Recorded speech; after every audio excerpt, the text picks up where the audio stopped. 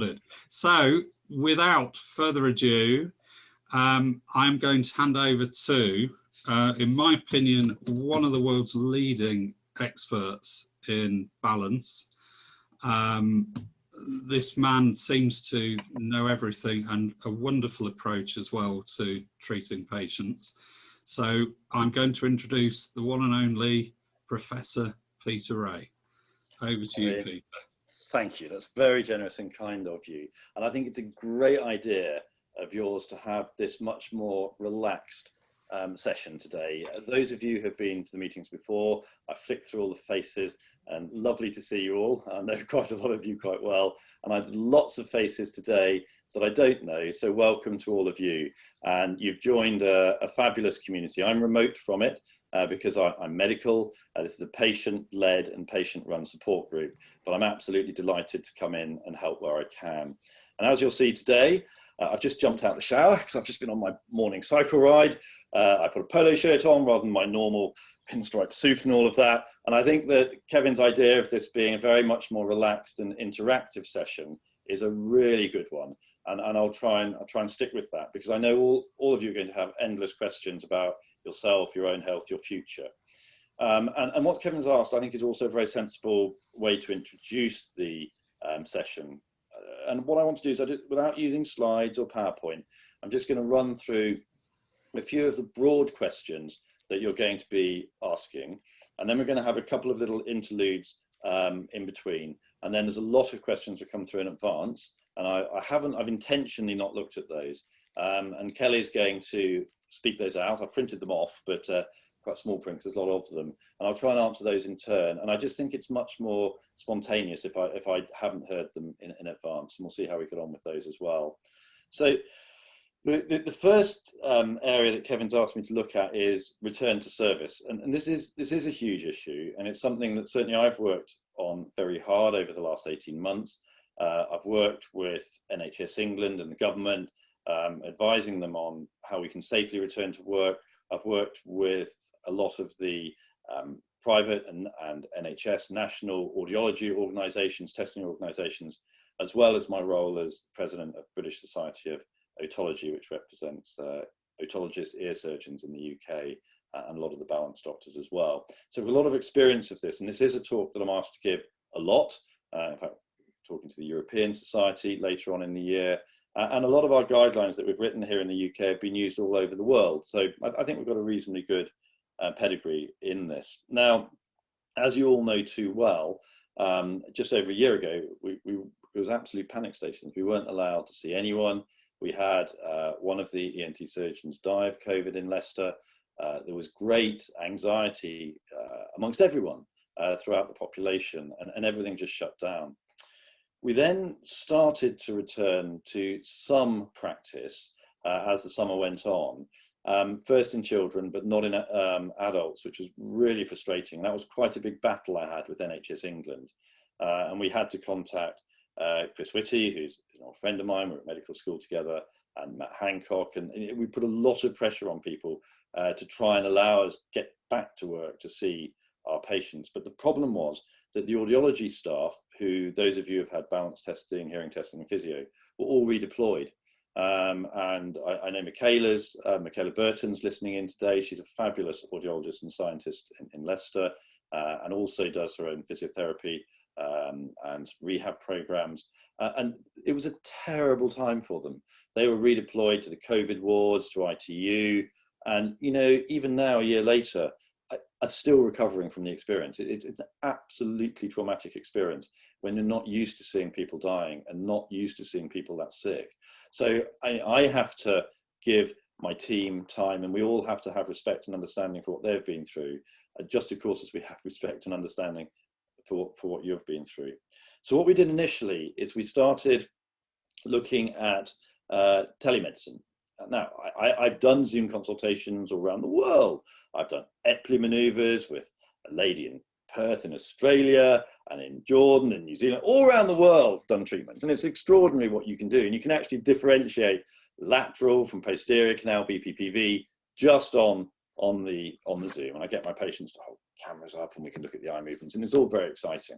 So actually a lot can be done, and we've published our findings of the first 100 patients we did in conjunction with a fabulous colleague in London, and we published that in the Journal of Laryngology and Otology, and we're now following up the 100 patients face to face. We're just coming to the end of the follow-up period, and then we're going to get the diagnosis that we established on the telemedicine Zoom consultations and telephone consultations and compare them and see how good we are.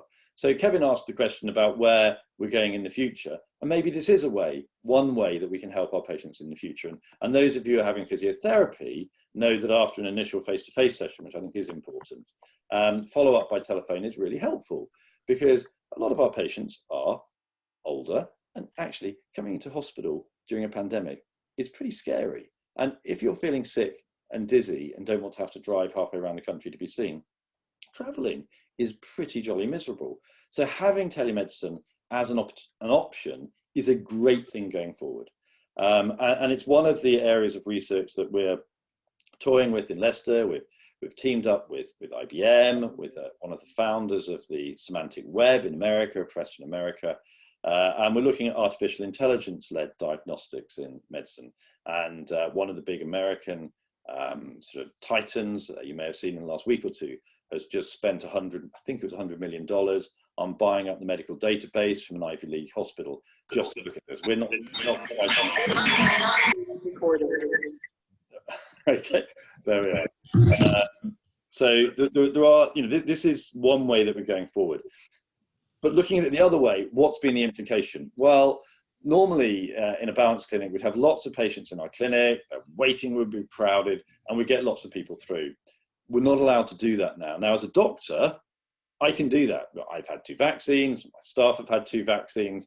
I'm very comfortable my patients coming in. Almost everyone is respecting everyone's social space, putting on a mask, and if nervous about masks, at least putting on a clear mask so that the aerosol doesn't come out, because we can still get affected by COVID even if you've been vaccinated. But the problem is in the NHS hospitals is waiting areas. So those of you who've been to the balance clinic at the infirmary know there's only about 8 or 9 seats in there, and I'm now only allowed to see 6 people in the whole morning in the balance clinic. It's an absolute disaster because I can't get through the backlog of patients that I've already got. And what that means is the waiting times for appointments are somewhere between 5 and 7 months for new appointments, and they're even longer for follow-up appointments. And some people are waiting extraordinary lengths of time and often getting their appointments cancelled and rebooked, and it's immensely frustrating. And we are really sorry about that. We have tried to innovate every which way we can, but it's been a real challenge. And it's the same with rehab. It's probably going to be 2 or 3 months before you see the physio afterwards, and that's an issue as well. And one thing we've really slipped behind on, and I've spoken to Liz Morgan-Jones, who is our truly, truly wonderful audiology manager at the infirmary, and the time for testing. When I arrived in Leicester 17 years ago, it was 12 to 18 months from referral to treatment. And we worked incredibly hard, and we got that down to just a really short period of time, 2 or 3 months, and we were seeing up to 7,000 patients a year. We had a spectacular success, and it's just been blown out the water. So even for testing, Liz told me yesterday, it's 18 weeks from request for testing to testing. So what you've got your wait to be seen, then 18 weeks of testing. And then what I tend to do is I write to my patients with the results and try and give an idea of what the diagnosis is, and get the treatment initiated over a letter to save you having to come back. So sometimes you have to come back as well. So that's also challenging. And then for theatre, now of course for balance medicine, theatre is very rarely needed, but our waiting times for theatre are absolutely enormous at the moment. But the last time I looked, and it was a couple of months ago, but we had in ENT alone, we had 1,500 patients waiting more than a year. And I'm doing 4 or 5 mastoid surgeries, drilling out people's skulls with stuff that's sort of eating onto the lining of the brain every week at the moment. And these surgeries are 2, 3, 4 hours long. And last week, the 2 patients I think had been on the waiting list 96 weeks. And this is for potentially life-endangering conditions. So cancer has been given priority all the way along. and I've been on the National sort of Prioritisation, Surgical Prioritisation Committee, and I have no choice but to give way to patients with cancer who may die much more quickly. And this is the bind we've been in. In ENT, we normally have 31 operating lists a week, just to put it in perspective, 31 operating lists a week at the Leicester Royal Infirmary. During the pandemic, we had 2. And on a really good week, we had 3. And, it's absolutely no one's fault. Everyone was doing the right thing. All of the theatres were converted into ITU beds, and it was a very scary place to be, I can tell you. Now, we're back, we're up and running, and we're not quite back to full capacity, but we're back to October 2019 capacity, I think, is what I was told last week. So we had made some innovations in the months after that, but we're doing quite well. But goodness, we've got an awful lot of catching up to do. And balanced surgery will be at the end of the priority list. That's a problem. So we have to put the life-threatening cancers and things eating into people's skulls and so on first. And that's where we are. So the next question is, how have treatment protocols changed with the pandemic? Well, I hope they've not changed very much. I mean, we are doing a little bit more by Zoom and by telephone. We're not allowed to see as many patients. The way we treat some conditions has changed a little bit. So if you have injections into your ear of steroids or gentamicin for Meniere's disease, we used to get you to spit out. Now we don't do that. We just ask you to swallow so we don't generate aerosol. But actually, the treatments are generally pretty similar to how they were before. It's just trying to get into the treatment pathway to get that done. Kevin's asked how it's best for us to get back into practice in Leicester and elsewhere in the country. Well, I mean, I think the answer is short term and long term. And short term is for us as doctors and clinicians to have the confidence to see our patients, which I think we all do now, and just to push and be our patients' advocates. And that's what we're trying to do. But it's getting the numbers up we're really struggling with. So we're expanding our departments. And something exciting for those of you in Leicestershire is, although we have, I think, the biggest balance clinic in the UK, I may be wrong on that, but pre-pandemic, we had 7,000 appointments a year, as I mentioned earlier. It isn't the most salubrious looking clinic. It's an old, very old building and not terribly grand. It is going to become the new entrance to the infirmary. So it is very shortly going to have a bulldozer go through the middle of it, which some of you may say none too soon, but it's my home. It's quite traumatic. So there's been a large amount of, how can I put it, negotiation going on. And we are very lucky in Leicester that we have several £100 million coming our way from central government. We've been very fortunate there for our hospitals. And as we stand at the moment, we are going to relocate to the Leicester General Hospital. There is a building separate to the main campus on the Leicester General site, which at the moment, I'm not even sure it's got a roof at the moment, it's just falling in.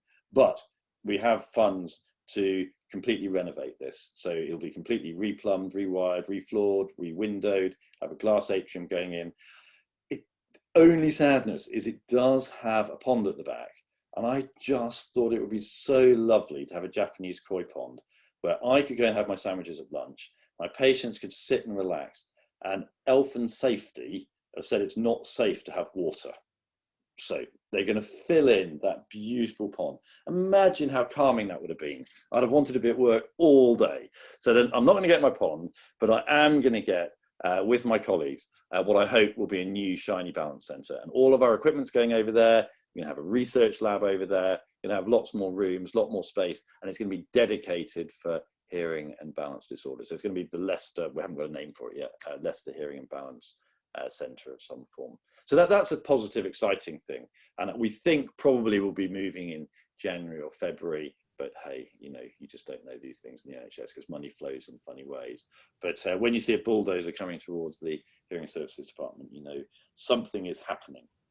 So very briefly then, just to wrap up here, Kevin asked me just to sort of have a think about the future. Well, I think that I'm going to touch on most of these when I go through the questions, but I'll just give you a flavour of what we're looking at. So if we look at the the big four conditions, the four commonest conditions that we see.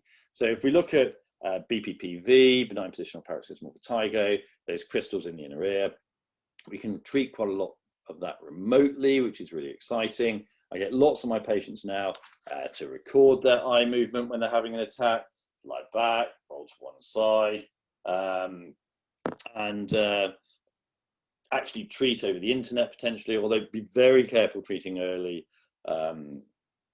in the disease if you haven't had it medically diagnosed, because there are conditions, other conditions that can cause positional dizziness and abnormal eye movements which need investigation. We're very lucky, we've got one, I think, of only 2 TRV chairs in the UK, so we can strap you in and spin you upside down and bang you around to get out those really naughty crystals. We of course have surgery for BPPV. Then we're talking about non-medical therapies, adding in vitamin D, which I've spoken to many of you about, etc., etc. With triple PD, persistent postural perceptual dizziness, this is a construct, a medically made construct. It's not a diagnosis, as I suppose, not a disease process in itself, but it's a combination of a number of different conditions of central processing, abnormalities of balance. And we are very fortunate to have had a share of a $2 million NIH grant from the States, which is very unusual for a UK centre to get that. And we're doing some really fabulous research work on that at the moment. And we're very excited about where that's going. And we're both doing fundamental science research, and we're looking at putting together applications for drug therapies as well in research. And the same holds for vestibular migraine. Whilst that's only relatively recently been classified, there is, of course, the chronic symptoms related to vestibular migraine, which really are not well named in the literature and not well understood. But those of you who have migraine, who I would take a straw poll, will be 40% of people listening today, including me. No, yeah, thank you very much, Sandra, you too. And so lots of us have migraine. And for many of us, like me, it's not an issue at all. I know completely easily how to control it. I either have my cup of water in clinic, or I have my berry tea here without any caffeine or additives, and certainly don't touch alcohol or caffeine.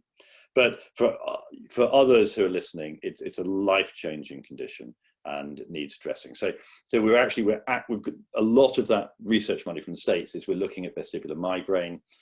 So if you do come and see me and you get asked, we'd be really grateful if you could just join in our short projects in clinic as we go on.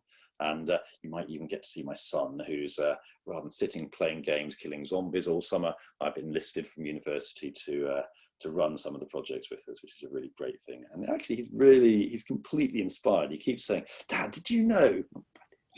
But really great you're enthusiastic about it. It's lovely to see, I have to say. And then and we're looking at also at drug trials as well for many years. Forgive me, for migraine, but that'll be some way down the track. But there's really none out there, which is interesting. And then with Meniere's disease, there's the intratympanic steroids and gentamicin. A number of you will have been involved in the OTO 104 study, the long-acting steroid injected into the ear. In fact, I think I've gone through 5 iterations of that over, goodness, it must be 7, 8, 9, 10 years with an American biotech company. And it showed a trend to improvement, and it did seem to be spectacular for some of our patients, but overall it didn't reach levels of significance that the FDA in the States required to commercialize it. So it's had to be dropped as a drug, I'm afraid, which is disappointing, but that's what research is. And we still have the solumedrone steroid that is a drug that I was one of the authors on in 2016 in the Lancet, which has been shown to reduce Meniere's vertigo attacks by about 90%. So we've still got lots of really good things and other things we're thinking about in the future. So my last comment is, again, Kevin's asked to talk about the future. The Meniere's Society, which those of you who have Meniere's disease, I'm sure will know about, and is one of the most magnificent support groups and charities in the UK, up there with Life on the Level. But the difference with Life on the Level is that the Meniere's Society is a charity and has endowments and funding, and it's been extremely generous in its funding. It funded the intratympanic steroid study for several £100,000, and it's funding 4 of us in Norwich, Guys, Charing Cross and Leicester to set up a Meniere's registry. Now, a number of you will have received a letter from me in the last few weeks. Now, we would be incredibly grateful if you could enroll into that. What we're doing, we're trying to recruit 500 patients from around the UK. And I think my contribution, I suspect, will be pretty big in this grouping. And what we're going to do is I'll be putting in all of the data, hearing tests and balance test results and so on. It's going to take up my summer, I fear. And what we're asking our patients to do is to fill in a number of, ideally online, you can do them on paper copies if you want to, but ideally online, questionnaires about quality of life, symptoms, etc. So it's just a matter of sitting down in front of the computer. And of course, it's all completely anonymized. You're only a number, you're not a person. And all of these things can't come back to you.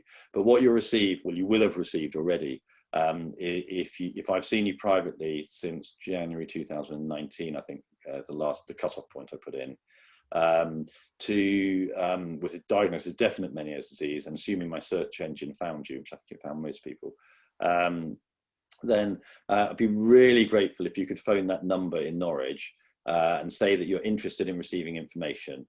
And then Veronica from the trials team will send out an information pack to you. Now, the time limit we have is because of the Meniere Society have funded us with £100,000 of your money, and that pays for all the staff who run it. But we have to have your consent by the end of June, because we can only pay for the staff for a limited amount of time. So if you did get a letter and of course you're willing to participate, of course there's no pressure on you to participate, but we'd be really, really grateful if you would, because there's no work like this published anywhere in the world. And we need you to give us the information so we can tell you and future sufferers what to expect in the future. And we can actually get a lot of data out of this.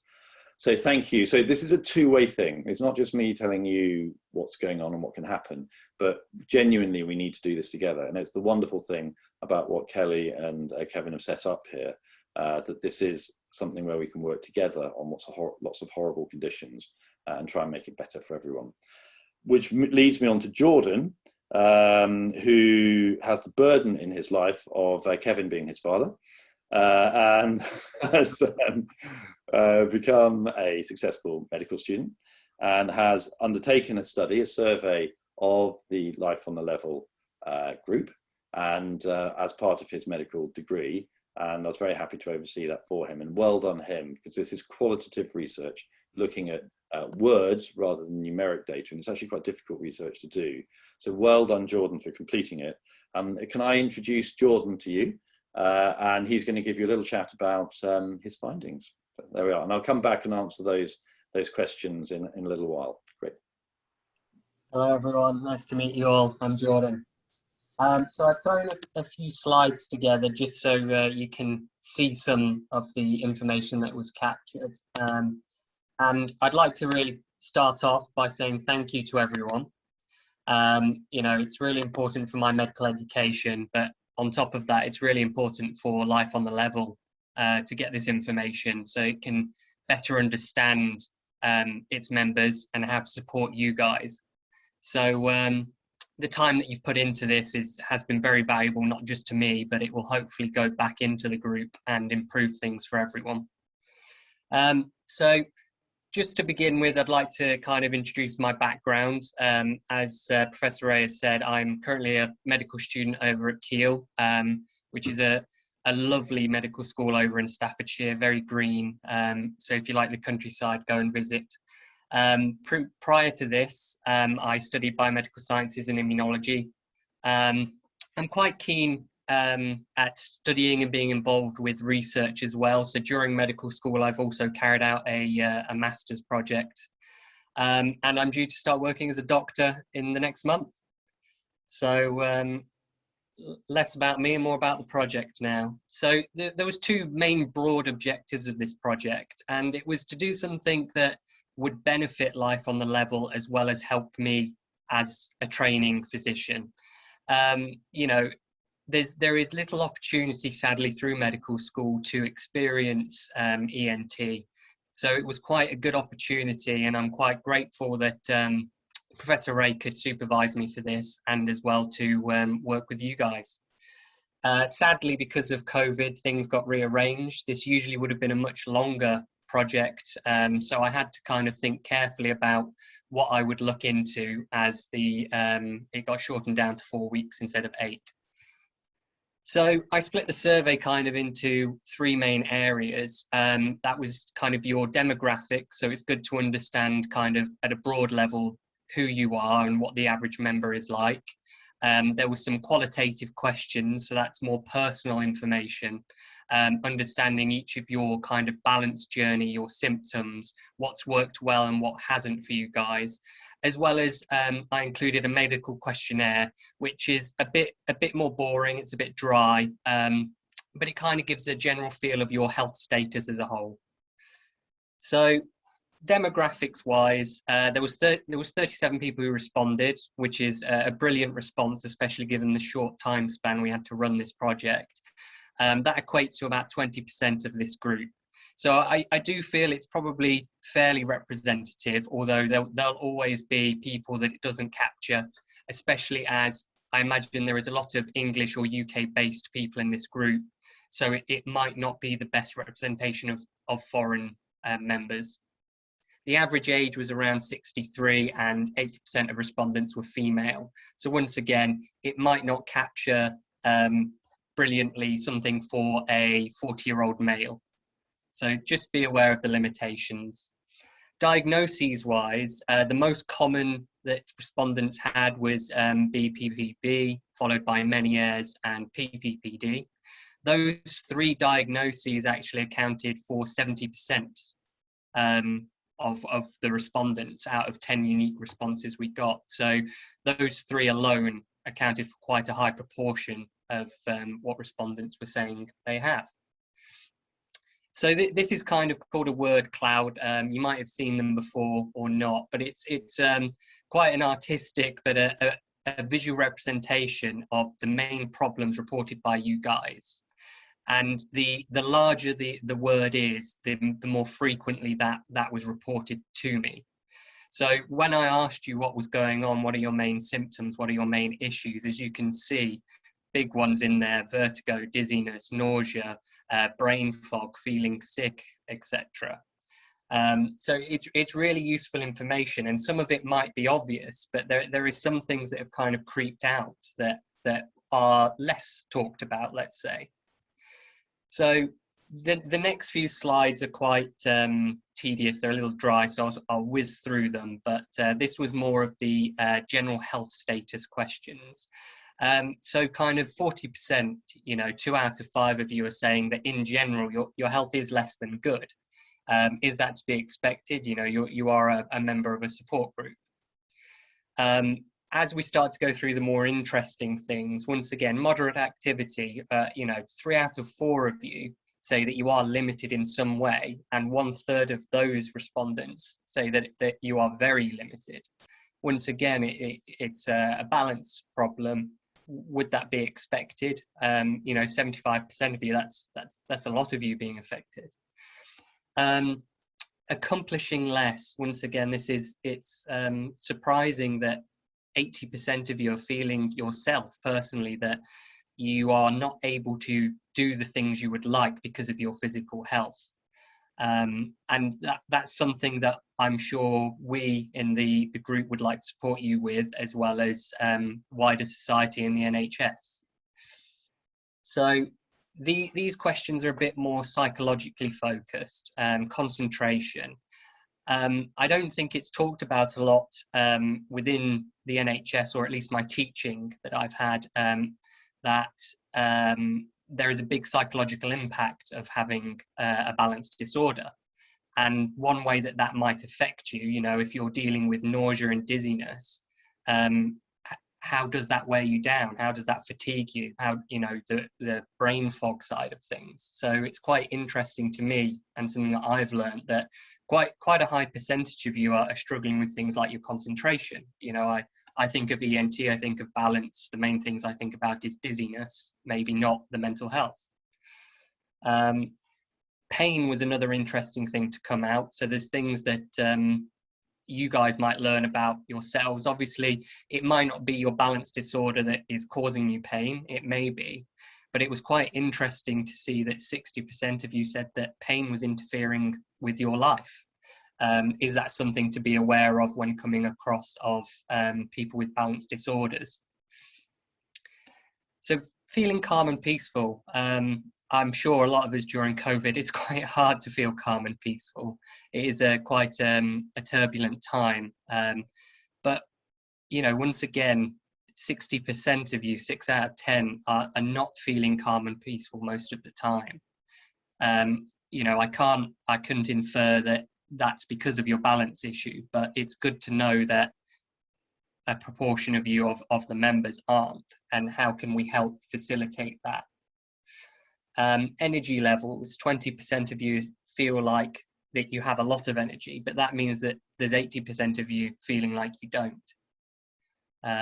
So there's been some really valuable information that's been drawn out through this kind of more health status questionnaire, with 1 in 5 of you saying you feel downhearted or blue. Once again, when I think, and this might be a limitation of my experience and my studies, when I think of ENT and balance disorders, I don't necessarily think of feeling downhearted and blue, but you guys live it, you experience it, and you have to deal with how that condition has affected your life. So it's been quite beneficial for me, and this is something I'll take forwards as a clinician and begin to examine the psychological impacts of having such a condition. So the more qualitative stuff, which I think is, as Professor Rea said, a bit more of the interesting nitty-gritty stuff, where we can kind of think about what was good, what was bad, how can we improve as a support group, and maybe pass this information on elsewhere. So the first question was really, what has traditional medicine, the NHS, helped you with? And interesting, it was very polar opposites in the response. There was certain people were singing the praises of the NHS and going, it's been brilliant, they've offered me physio, they've offered me medications. But the next comment would be, there've been no help. Nothing, I've received nothing, the waiting times are too long, I've been waiting for a year. And I think it, sadly, you know, I think it's very easy to just say postcode lottery. It's quite a complex system. The way the funding works, differences between clinical commissioning groups. But it's sad but truthful. There is different people in different parts of the country that seem to experience a wonderful journey for their balance issues, and others that haven't. What has the NHS, you know, not helped you with, this should say? And there was 3 main themes that I kind of identified. So there was balance symptoms was a lot of what they said, which is understandable. There might not be per se a magic bullet here. But the 2 things that I thought were quite pertinent and interesting was there was lots of comments about normality, returning to normal. What is normal? Why do you have this condition? So I feel like there is maybe a gap within the NHS at the moment, that where they're not per se explaining what it's like to live with the condition. And all of these are quotes. I might have had to maybe take out any personal information, but these are direct answers that you guys have given us. You know, a loss of confidence, how to cope with the condition. So the NHS seems to be, when it does help, it seems very focused on the treatment aspect of the physical symptoms. But the areas that they seem to be less good at the moment is helping you guys understand about your balance condition and the prognosis of that balance condition. So once again, one of these kind of word clouds, and it's the bigger words are the things that come up more often. And this is about, what has this support group helped you with?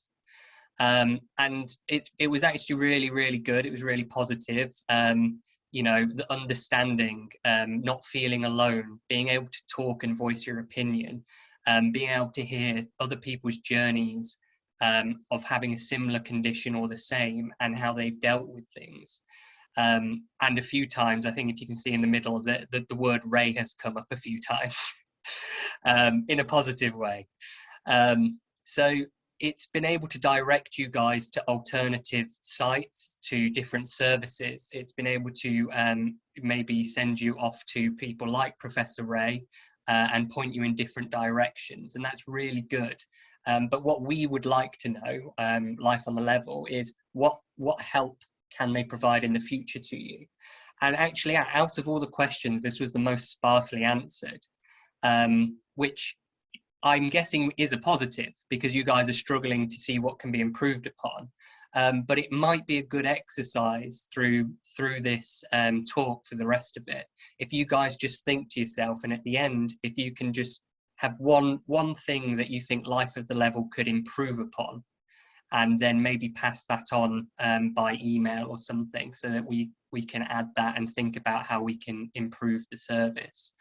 But the most frequent responses were things about increasing the contact, having more specific information on certain conditions, although that might be a bit of a Pandora's box. You know, if you suddenly have a page on one, then another one might need something else, etc. Stories about prognosis and recovery.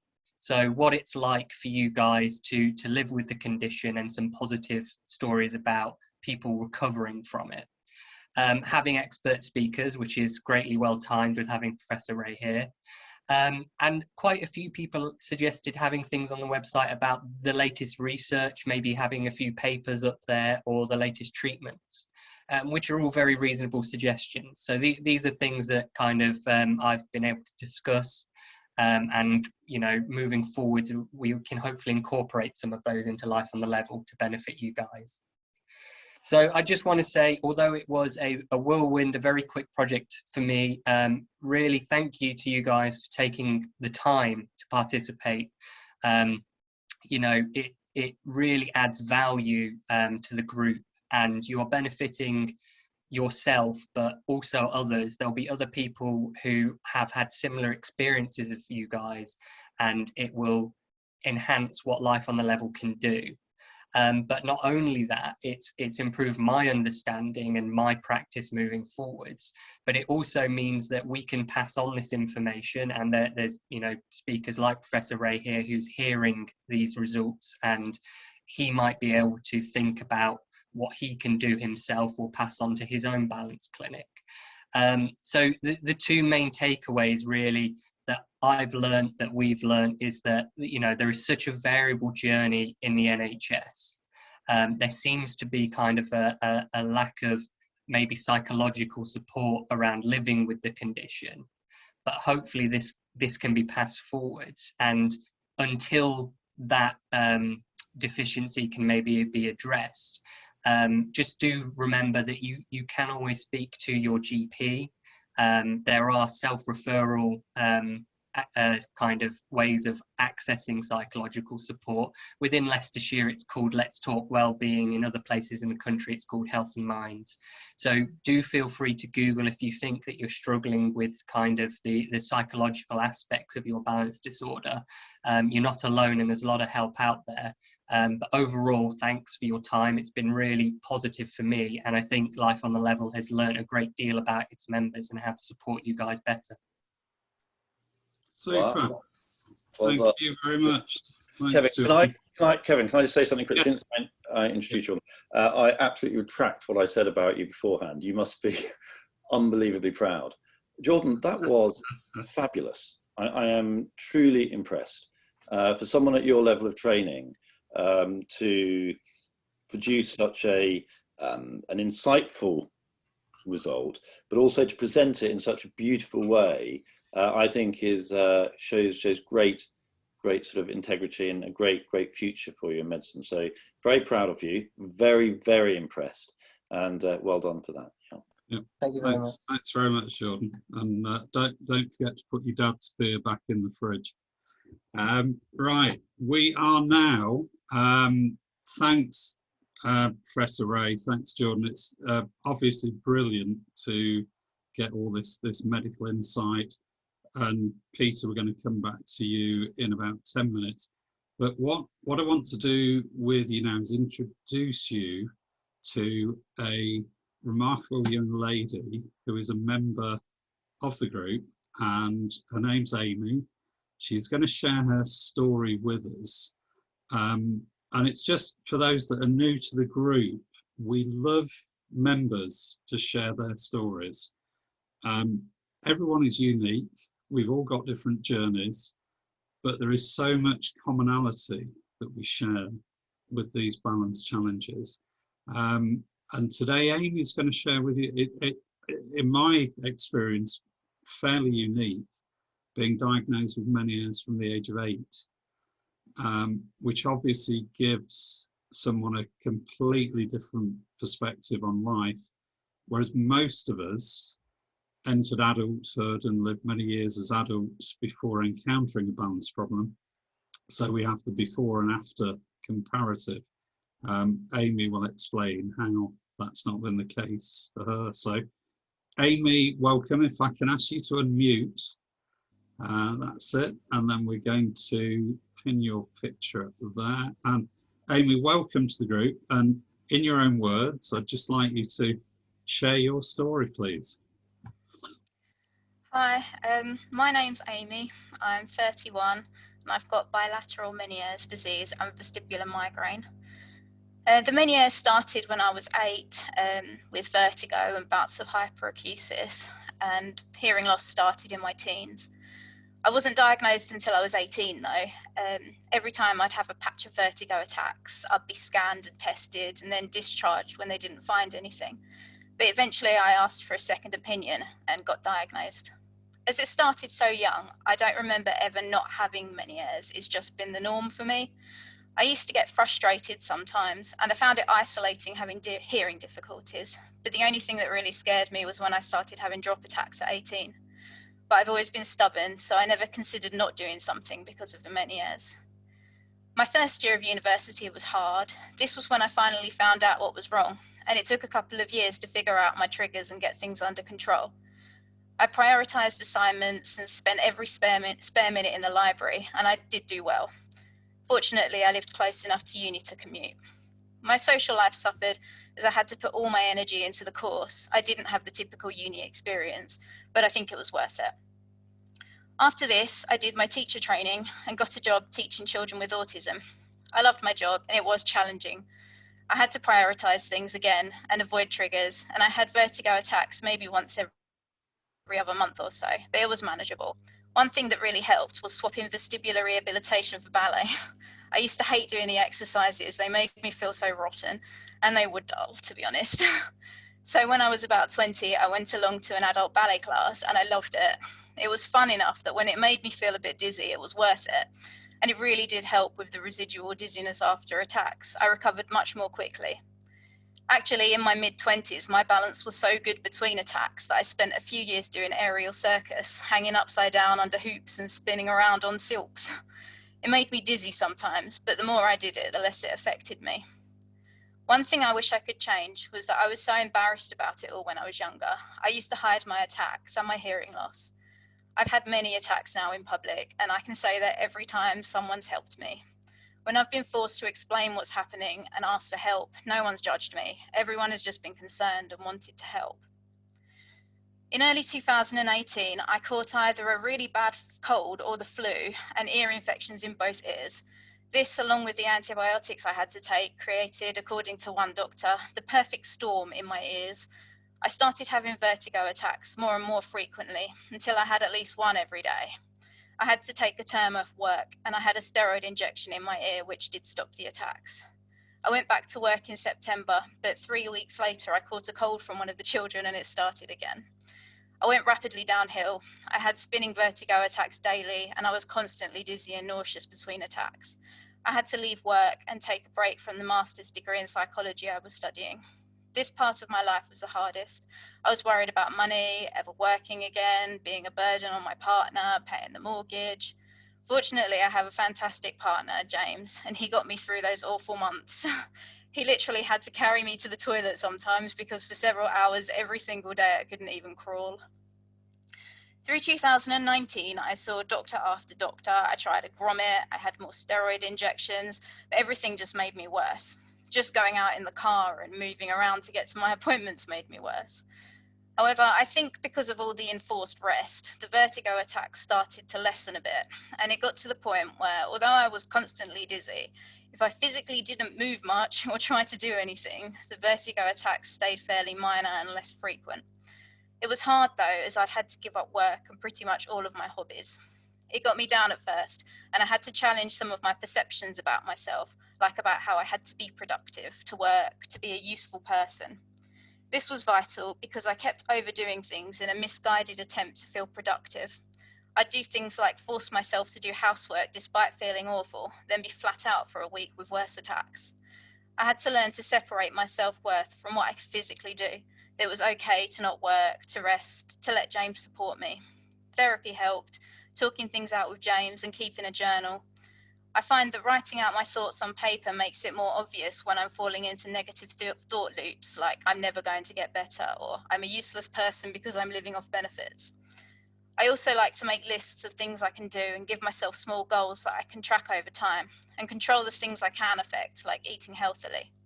Then I can look back and see that I've doubled the time I can use my floor pedals for example. I found new things to do, like learning to knit, and I've luckily always loved reading.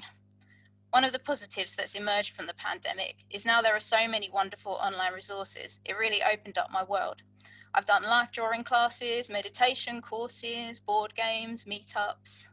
Staying in the moment was another important thing. Instead of thinking ahead and dwelling on what I can't do anymore or what might happen, I find something small I can enjoy right now. Then I just go from moment to moment. Meditation is great for building this kind of mindset. After a year, I had to resume my course, which gave me something else to focus on. Fortunately, it was distance learning, so I worked a bit at a time when I wasn't feeling too bad, and I ended up doing really well. I even won an award for outstanding research. By the end of 2019, my ENT thought that there must be something more than Meniere's going on now, as I was so severe and not responding to usual treatment. So he referred me to a neurologist who diagnosed me with vestibular migraine as well. I never considered migraine before because I don't get head pain with it, but I can often tell the difference now between attacks.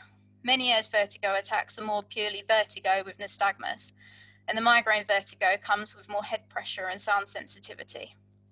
I spent 2020 and 2021 trying many various migraine medications, which was a long, frustrating process full of side effects and disappointment. Then I found nortriptyline in March, which has been fantastic. It's really dialed down the constant dizziness, and I actually have days when, as long as I don't try to do too much, I'm not dizzy, which is amazing. It's made such a massive difference not feeling ill all the time. I can do things now if I take it easy. I can often do a small physical thing in the morning, then rest, and then another in the afternoon. From talking to my doctors and my own experiences, I think what happened is that Meniere's and vestibular migraine triggered and exacerbated each other, so I never got a chance to recover from attacks. Nortriptyline seems to have interrupted this cycle. I still have big limitations and I have to be very careful about what I do, but I have more leeway now before I trigger dizziness or vertigo, which has given me much more freedom. Hopefully I'll keep getting better and better. Although I can't work and I'm mostly housebound, I do love studying, and after my master's I was invited to publish some of my work with my supervisors. One found out that I'd love to do a PhD but thought it wouldn't be possible. She encouraged me to apply anyway, and I'm thrilled to say that I won funding to do a PhD exploring how Meniere's affects young people as they grow up with it. I'm sure you know that it's rare to be diagnosed as a child, and there isn't much research about it out there. It'll be part-time and done completely from home, so it's accessible for me. I'm really happy that I found a way forward, doing something I enjoy, that I can fit around my health whatever happens. Other than being stubborn and finding things to focus on, one thing that really helped was acceptance and commitment therapy. I had a round of it on the NHS alongside reading the book The Reality Slap by Russ Harris, which I'd really recommend. ACT helps you work towards a fulfilling life through accepting the uncontrollable and making mindful choices. I stopped trying to fight my way back to my old life, and I focused on finding ways forward with what I can do. I no longer say that my ill health derailed my life, it just forced a change of direction. Is wonderful, Amy. This, if I tell all of you today, Amy was reluctant to speak today as she didn't think she had a very interesting story. But honestly, that was marvellous. Very inspirational. So well done for talking. I don't know if anyone has any comments they want to add or questions they quickly want to ask of Amy. It doesn't matter if not now, we can come back later, but I hope you'll love that, as I know I did. It's awesome. In terms of somebody getting on with their life and taking this in their stride is just wonderful. So thank you very, very much, Amy, for that. We'll no doubt come back to that towards the end of today's meeting. But thanks again for taking part. It's been wonderful. No problem. Professor Rea, I'm going to follow that. Amy, I can't. That was astonishing. I would love to bottle you up and Yes. show you to every doctor in England to hear your story. You were eloquent and spoke beautifully.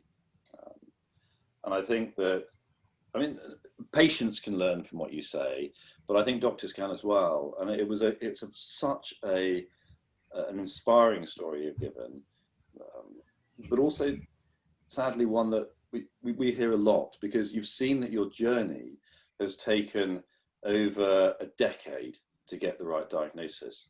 And you see, when Kevin introduced me to you before you spoke earlier today, within 10 seconds of him telling me your story, I said, Amy's got migraine, not Meniere's disease.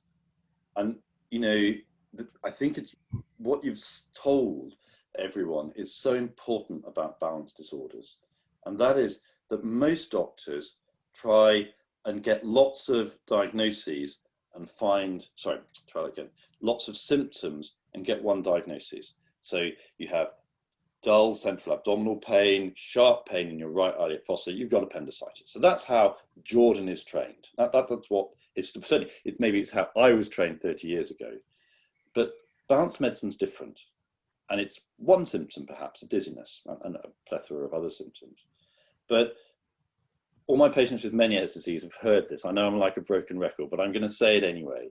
So of my patients with Meniere's disease, it's 5 conditions in one, because 40% also have migraine of my Meniere's patients, 40%. So why weren't you picked up earlier? You know, you could have been treated years earlier. That's not a criticism of anyone. It's a criticism of us as a profession, perhaps. If I can butt in quickly, during my 10 years of being sent away, I was often told it was in my head or just anxiety. I was told it was hyperventilation because I was nervous. I also was told once that I didn't have hearing problems, I just needed to concentrate harder. So, yeah, and that was with the typical Meniere's slope of hearing loss. Yeah, it breaks my heart,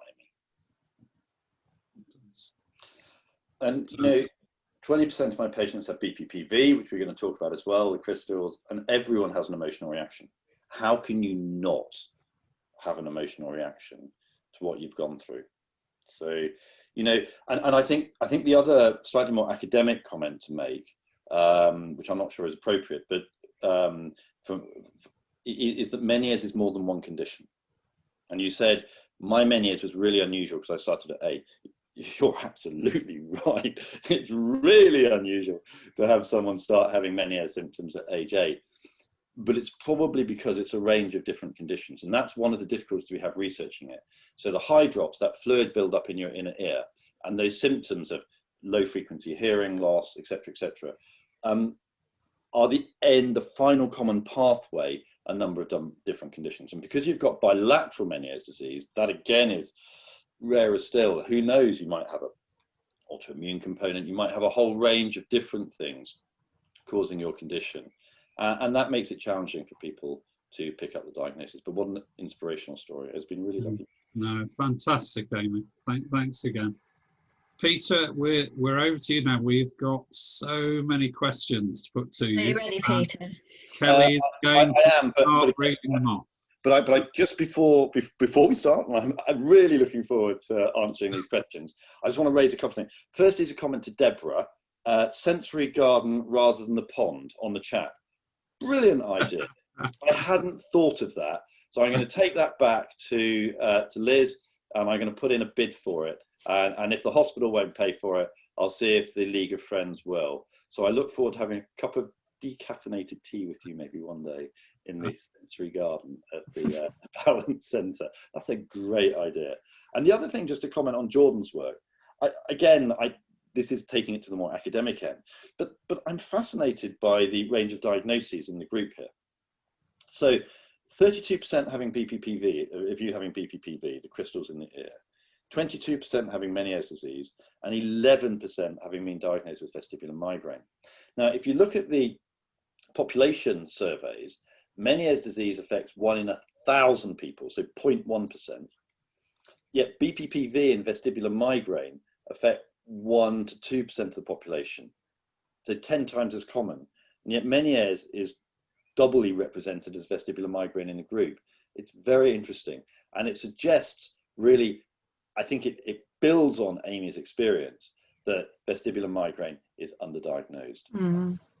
And we are doing a lot of work in migraine. And if you have seen me before, forgive me for repeating it, but if you haven't, I'm going to share with you, Amy, what I believe, that migraineurs are advanced human beings. Now, I say that because I've got it as well. But I think it's completely true, because, you know, it explains a lot of what you, Amy, and others in the group are experiencing, and what we'll also touch on later on. And that is, I think that migraineurs probably have had an evolutionary advantage 100,000, 200,000 years ago.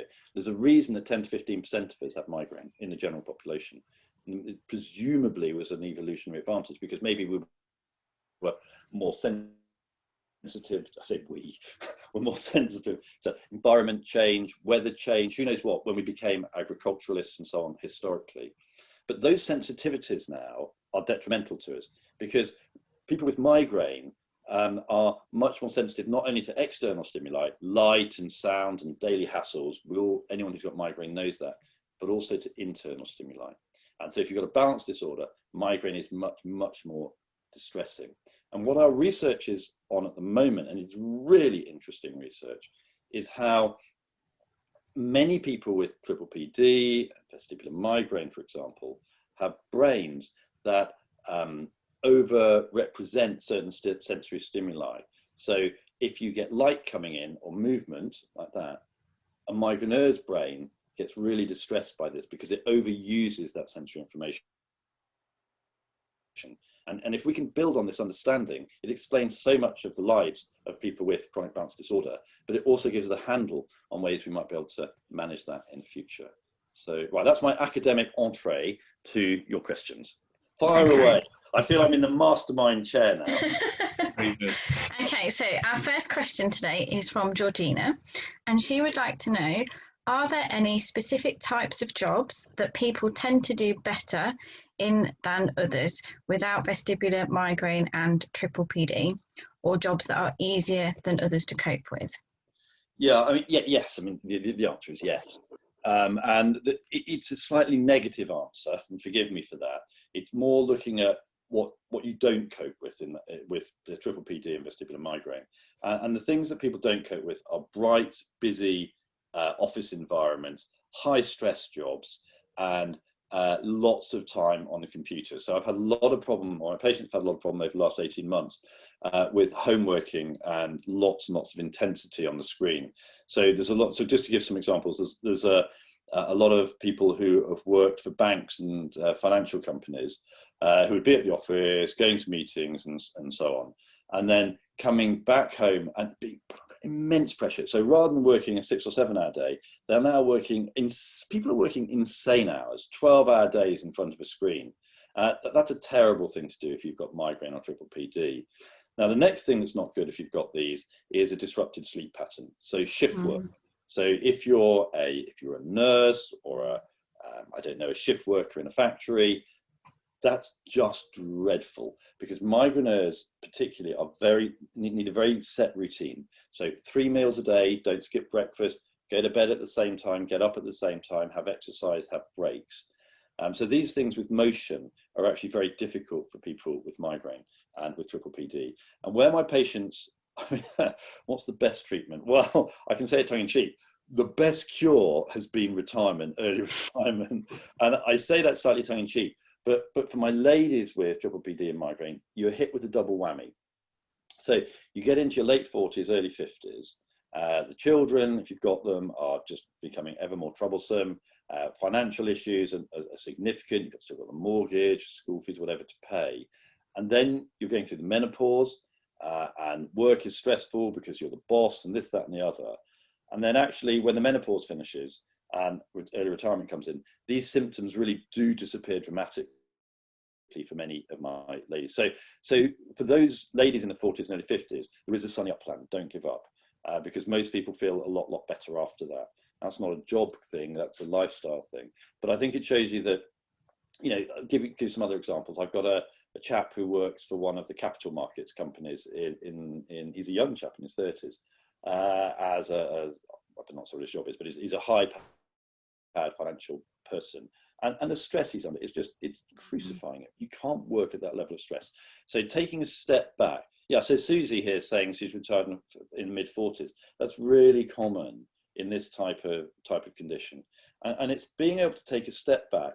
And I sometimes say in my appointments that what I'm doing is holding a mirror up to your life, because actually deep down, you know what's causing it. You know that motion, computer screens, movement, just, you know, a long commute in the morning, getting up early, boss shouting in one ear, customer shouting in the other. You can't manage that when you've got migraine and when you've got triple PD.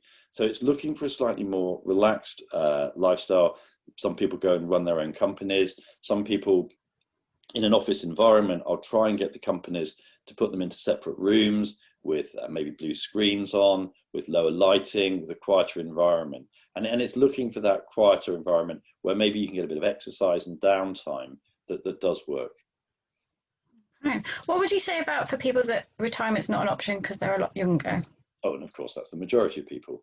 It's reflecting on life. So it's looking, if we look at the migraine, first of all, it's looking at migraine risk factors. And we all know that, you know, the 5 or 6 C's of caffeine, chocolate, cheese, Chianti, red wine, citrus fruit, Chinese food, and, you know, all of those things. And other people are prawns, lobsters, and there's a whole list you can look at. But reflect on whether there are dietary things.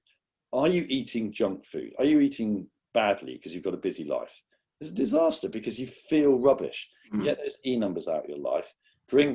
Stop drinking caffeine, have your herbal tea, have lots and lots of water, 2 litres of water a day, have gentle exercise. You know, if I don't go out for my 2-hour Saturday morning cycle, I'm a real grump on Monday morning. I have to do it. I need that cycle to keep me fit. I need to get out and get some exercise. So really adjust your lifestyle. Have a regular sleep. Reflect on, are you sleeping properly? And if you're not, maybe do you need help? Do you have sleep apnea? Do you need help with that? So that's absolutely the right way to start. And then for work, you don't necessarily need to go to the extreme of what one of my very lovely patients who worked in London did, and sold her house and moved up to Leicestershire, so she didn't have to travel so far for appointments. But have a look for you know, for an employment where you don't have the same pressures. Maybe it's working part-time. And look, for many people, I've had a blessed life because you know, being a doctor is an enormous privilege, and I do something different every minute of the day. I may be running around like a mad thing for 12 or 18 hours a day, but I love every minute of it. But if I was sat in front of a screen with headphones on and someone shouting at me all day, I mean, if someone says one nasty thing to me in a week, I get upset. But, you know, that's a massive stress. And I think that one just has to reflect on one's own life, look in that metaphorical mirror and say, you know, what treadmill am I actually on here? Is this how I want to live my life? And are there alternatives? Maybe I'll earn a bit less money, but my life will be much better because of it. And I think taking time to reflect and think carefully. But I think at the same time, now Amy's, again, sorry Amy to go on about you, but you're an utter, complete inspiration. You're extraordinary. I've never met you before, but it's lovely to meet you today. But look and listen and learn from what Amy's done. Because Amy hasn't given up. She's done the opposite. She said, you know, I can't do what I necessarily wanted to do in life at the moment, but you'll be able to, you will. I'm absolutely confident you will. But what she's doing something on her own agenda. So she's doing a PhD at home. So she'll work and she'll study, but she'll do that in her own environment without the pressures that trigger her migraines and this vicious cycle of Meniere's migraine. And it's that sort of approach that is the right way. I don't think Amy can, or sorry, I can't answer the question in any way as well as Amy has. Okay, thank you for that. So our next question then is from Amy, and she would like to know how vestibular migraine and Meniere's disease can interact and complicate each other, and if there are any treatment suggestions. So, for example, focusing on one of them rather than the other. Yeah, I lie awake in bed trying to chew this over, Amy, all the time, because why is it that 40% of my Meniere's patients have got migraine? Why is it that the symptoms are so similar? Why is it that with Meniere's disease, you get a low frequency fluctuating sensory neural hearing loss, but you do also in vestibular migraine quite often? Isn't that weird? So you get a low frequency sensory neural loss. Some of my migraine, in fact, I know she's listening, and one of my I'm just flipping through to see if she's still here, keeping an eye on me. There she is, she's waving at us. Can you know who you are? Can I tell your story? Can I say your name? Okay, so I'm just going to mention Michaela Burton, who's just with her daughter. Hello. Michaela is an audiologist, audiological scientist, and does vestibular physiotherapy and hypnotherapy and other sort of psychological ways of helping medicine. But Michaela also gets dreadful migraine. And on 2 occasions, she's come to me with a low frequency sensory neural hearing loss. And I've had to do head scans just like Amy had. But the slight difference is the hearing loss of vestibular migraine isn't as severe or permanent as Meniere's. It normally comes back up, so you can normally tell. But it's really scary when you see it. So people are often misdiagnosed with Meniere's disease when they've actually got vestibular migraine. But if the hearing stays down, that's extremely unlikely to be vestibular migraine. So what I'm saying, Amy, just to start with, is we don't understand fully why these 2 conditions produce such similar symptoms. Now, I can speculate as to why it is, but we're not sure. Now, because migraine is a central balance disorder. It's a brain condition, and Meniere's unequivocally is an ear condition. Yet they're giving the same symptoms, and they have an overlap of symptoms. So your question was, do you concentrate on treating one or the other? And my answer is yes and no. In that, for me, as a balance expert, breaking down your symptoms into their causative agents is critical. Now, that's a very medical approach. And if you're 90 years old and unsteady, it may be an inappropriate approach. It may be we have to treat your imbalance and dizziness by getting you a frame and adjustments at home. But for a young person, or most people in fact, with your type of condition, I think it's critical to break down the causative elements of the vertigo attacks. And you're absolutely right that they both play off against each other, because migraine and Meniere's are both driven by stress. They're not caused by stress, they're driven by stress. So my approach is absolutely treat each as an individual condition and maximize therapy for both. So for vestibular migraine, run through all the dietary modifications, the lifestyle modifications, make sure you've got a graduated exercise program, you get fresh air, you get some sun, you have a healthy diet, you try and empower yourself in life, because being in control of your life, doing a PhD for you, maybe being a professor or something for me, Kevin, running Life on the Level, all of these things are empowering. And they're really important in our own general health. So that's the first stage. And then, yep, for sure, you can look at the medications for migraine. I'm a great fan of amitriptyline, or Amy's on nortriptyline. It's quite a lot more expensive, so your GP will tend to give you amitriptyline to start with. Still, it's a great medication. If you're taking it 10 milligrams at night, take it 12 hours before you get up in the morning so you don't get a hangover effect from it. The nortriptyline is slightly less sedating, and you can build up to about 60 milligrams over several months if that's helpful. There are some contraindications. If you've had heart palpitations and a variety of other things, be careful. But there are a range of other medicines, Amy, that we use in your age group. Propranolol is a beta blocker. For older people, it makes them feel a little bit tired, maybe. There's at the other end, there's topiramate. So amitriptyline, you can put a little bit of weight on.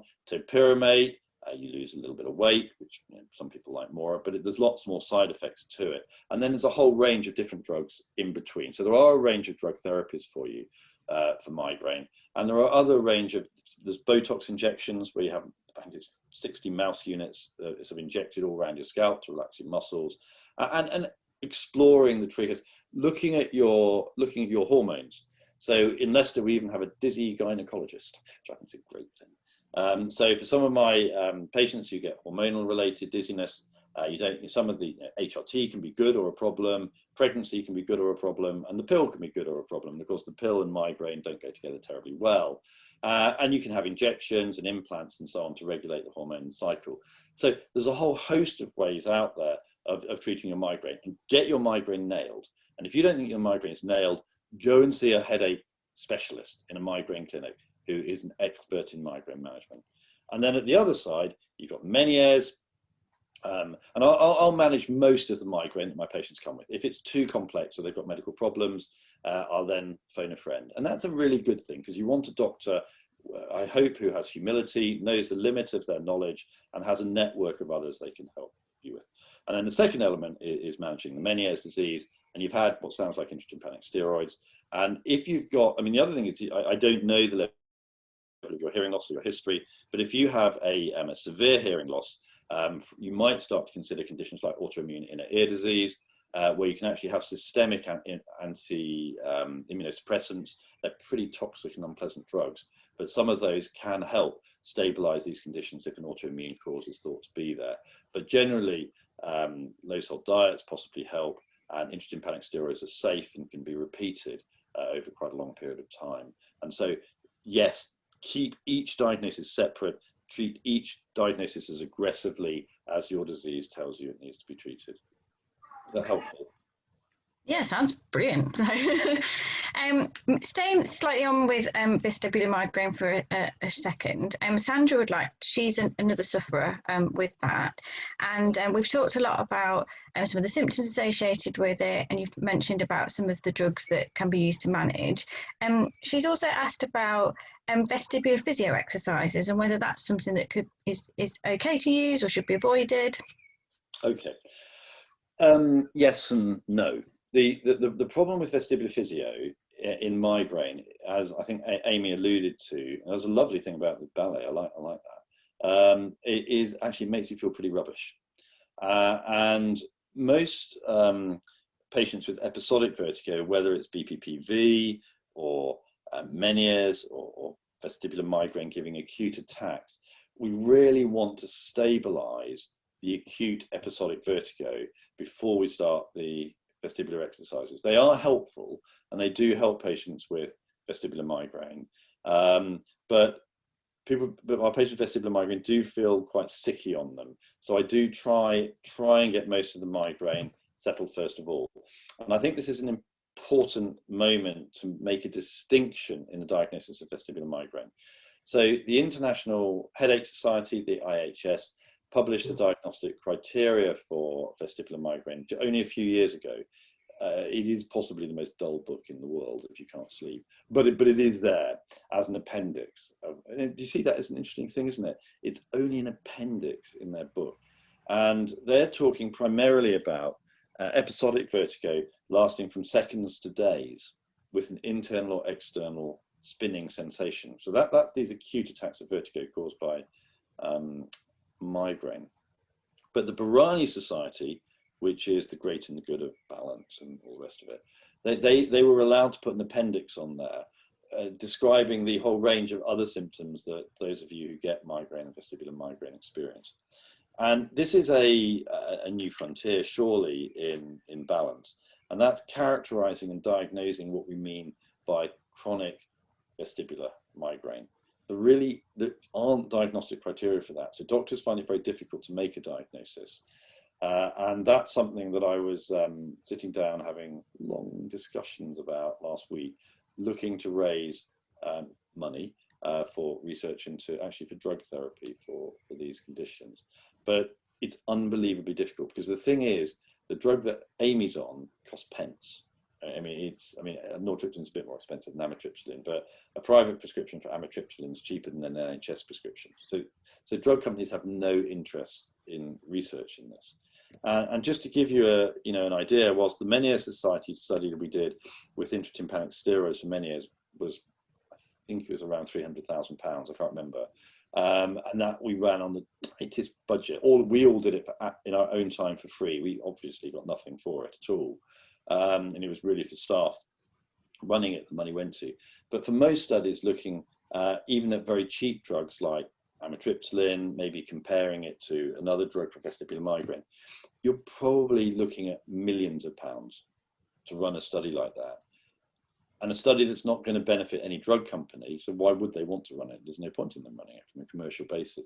So it then has to be funded by charities or NIHR, our big national body.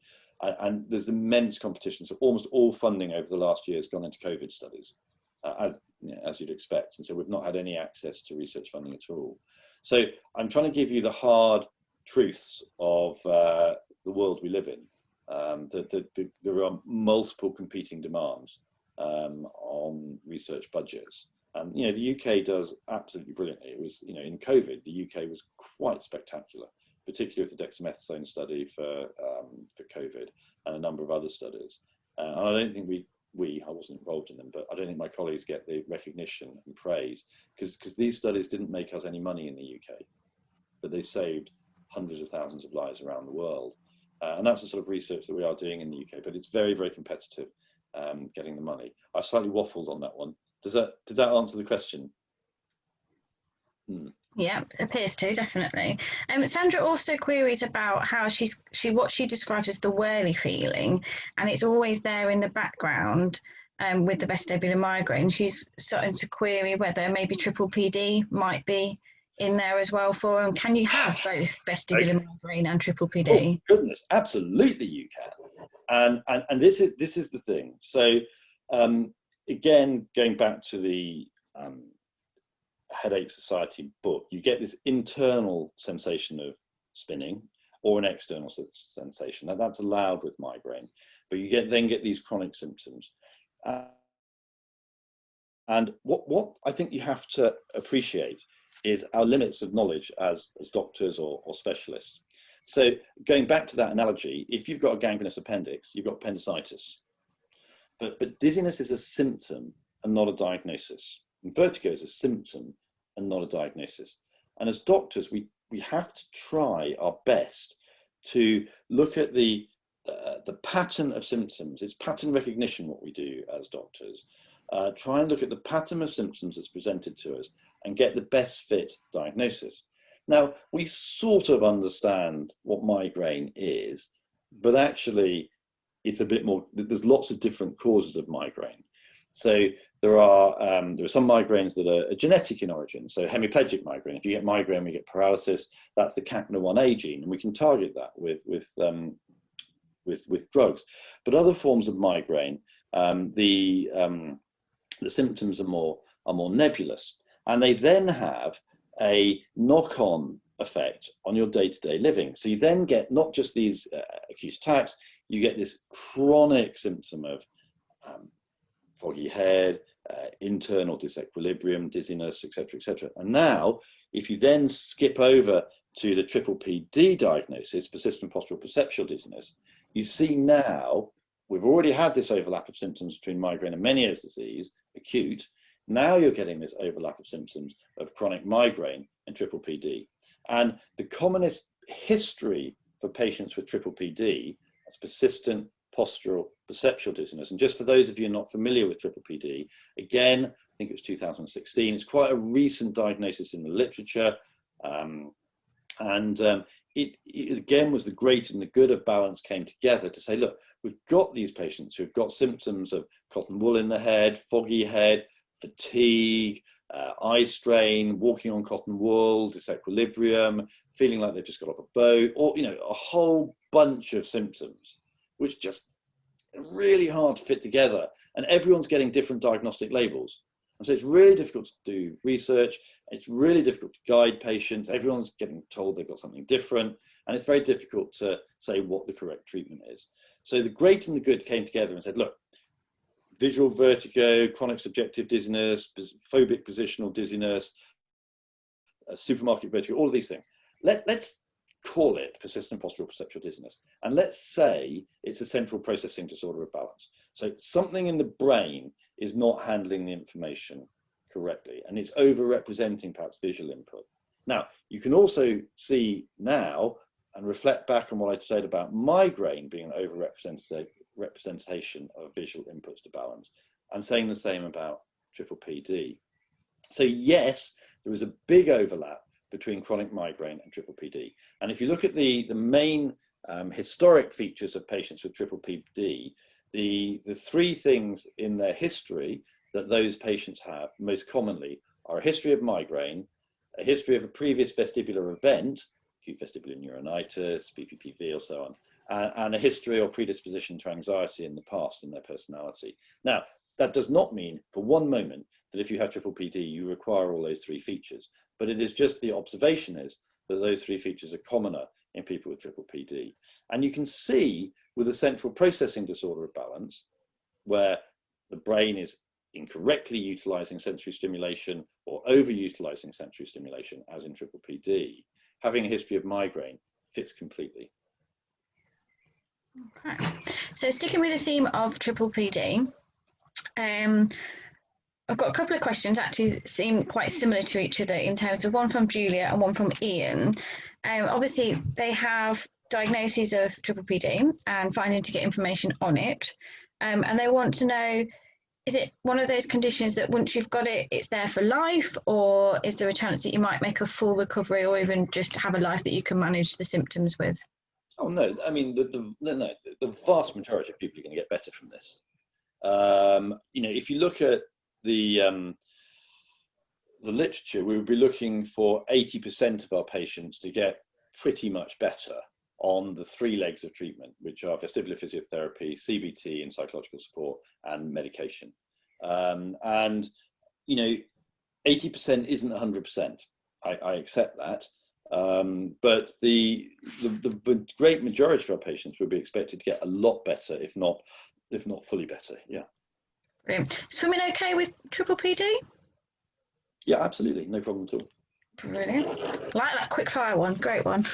Sorry, stop me if I'm talking too much. No, like I said, we've still got a lot of questions, so maybe try and be a bit more concise where you can, but we're doing great.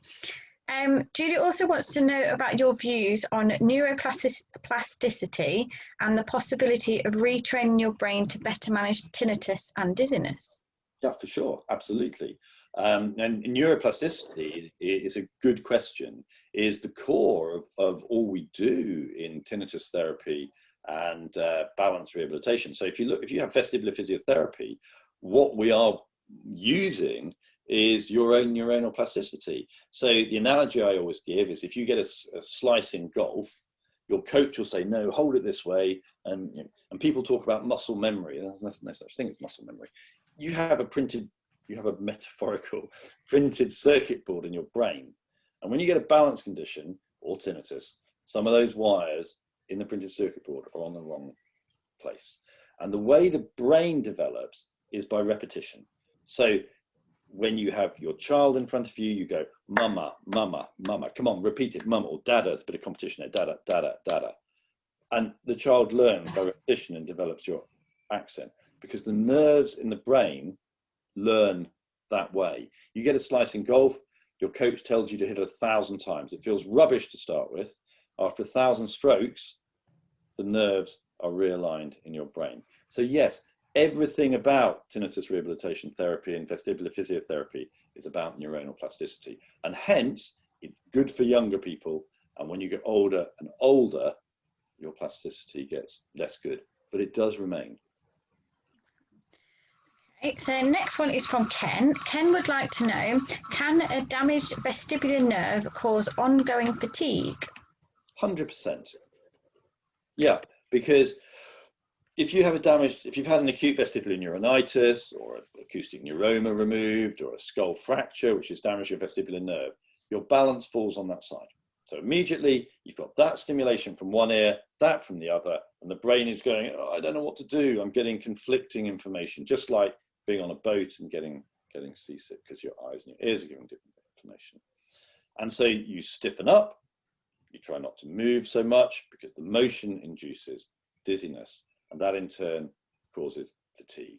So there's then a significant overlap in chronic fatigue syndrome, chronic fatigue symptoms and chronic vestibular symptoms. And undoubtedly some people with chronic fatigue syndrome have actually had a chronic vestibular, but most certainly not all.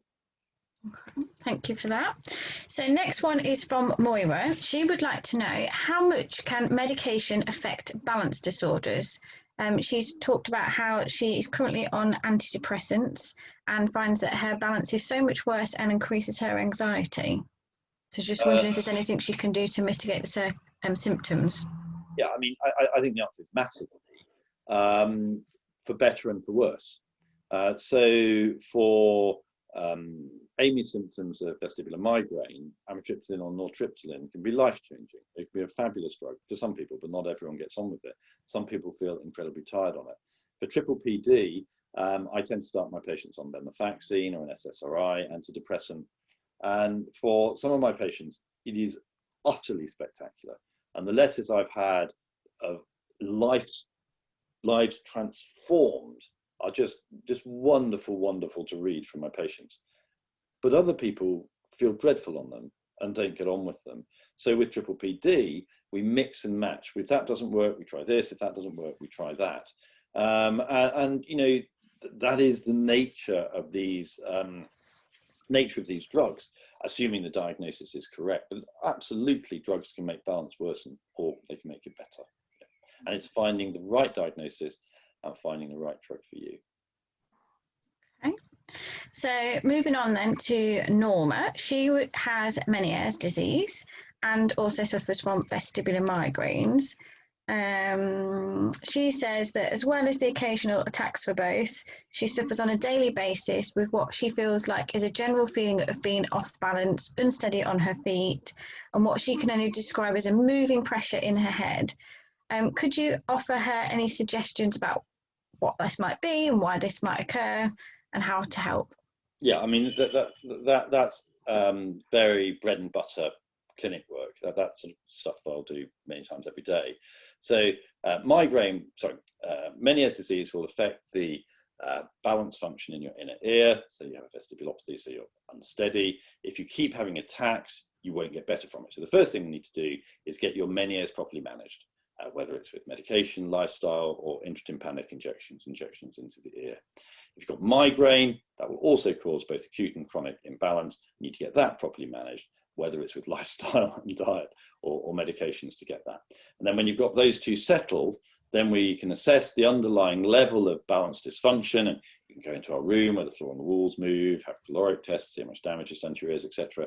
And then when your episodic dizziness is stabilized, then we can do vestibular physiotherapy and exercise programs to improve your balance, which is that background symptom you've got. So you've got three different systems affected: Meniere's, migraine, vestibulopathy, quite possibly with stress associated with it, which is often the case. And who knows, you may even have BPPV. So get to see someone who can diagnose each element of your condition, break down the treatment for each element. And we can't get everyone better, but the great majority of people with that presentation, I would expect to get very, very much better.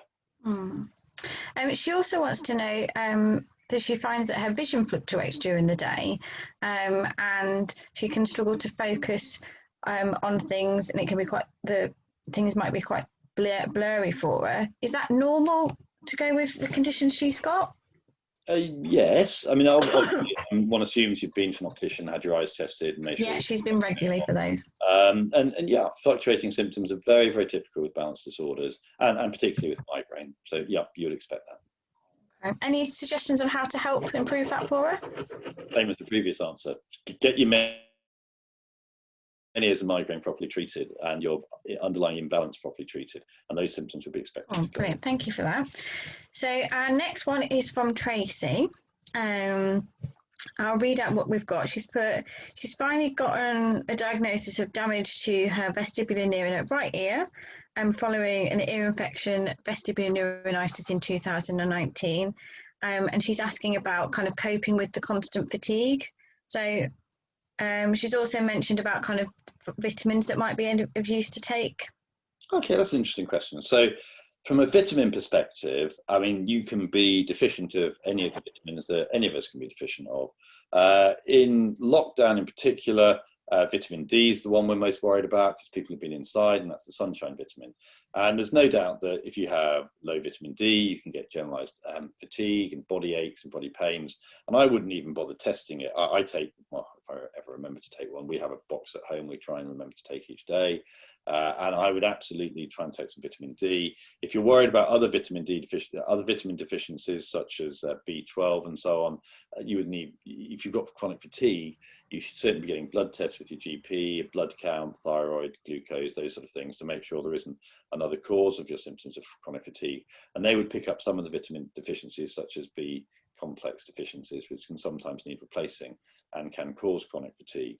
But the problem is if you have an acute vestibular neuronitis 2 years ago, as I mentioned to one of the other questions a moment ago, it leads on to chronic fatigue because your brain and your body are working overtime to try and maintain your balance. And one of the symptoms that almost everyone gets of these chronic disorders is fatigue. So again, got to forgive my medical perspective and just bear with me, that's who I am. But my job is to try and get your medical diagnosis, get your medical treatment up and running.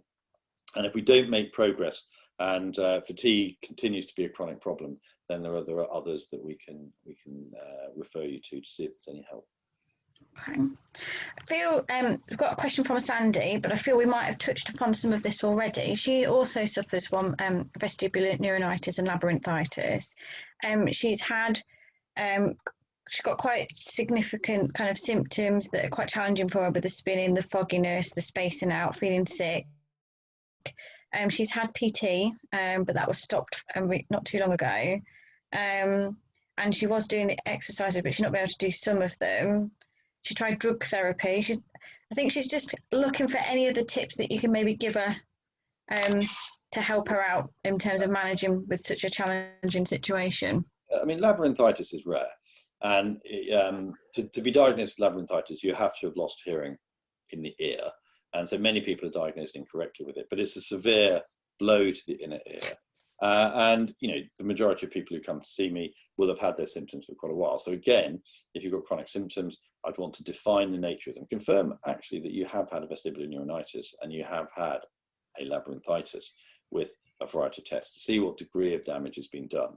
Make sure the physiotherapy is correct, because a lot of people are given physiotherapy which is more proprioceptive physiotherapy. So, you know, standing on one leg, trying to get your muscle strength up. It's all very helpful, but it doesn't help the vestibular ocular reflex, which is the nerve reflex between the brain, the ear, and the eye, which is the basis of a lot of the fatigue symptoms.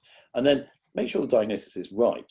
Is it actually a vestibular disorder, or do you need other forms of support? Do you need to see a psychologist, for example? Do you need treatment for low mood? And I mean, I've no idea because I have none of your symptoms there at all. But that's how I would think. That if you've not got better, you need to revisit your condition, make sure the original diagnosis was correct, make sure the original treatments were correct, and then see if there are other avenues that we can take to try and help you. Thank you. So moving on about dietary issues now. This is a question from Chris.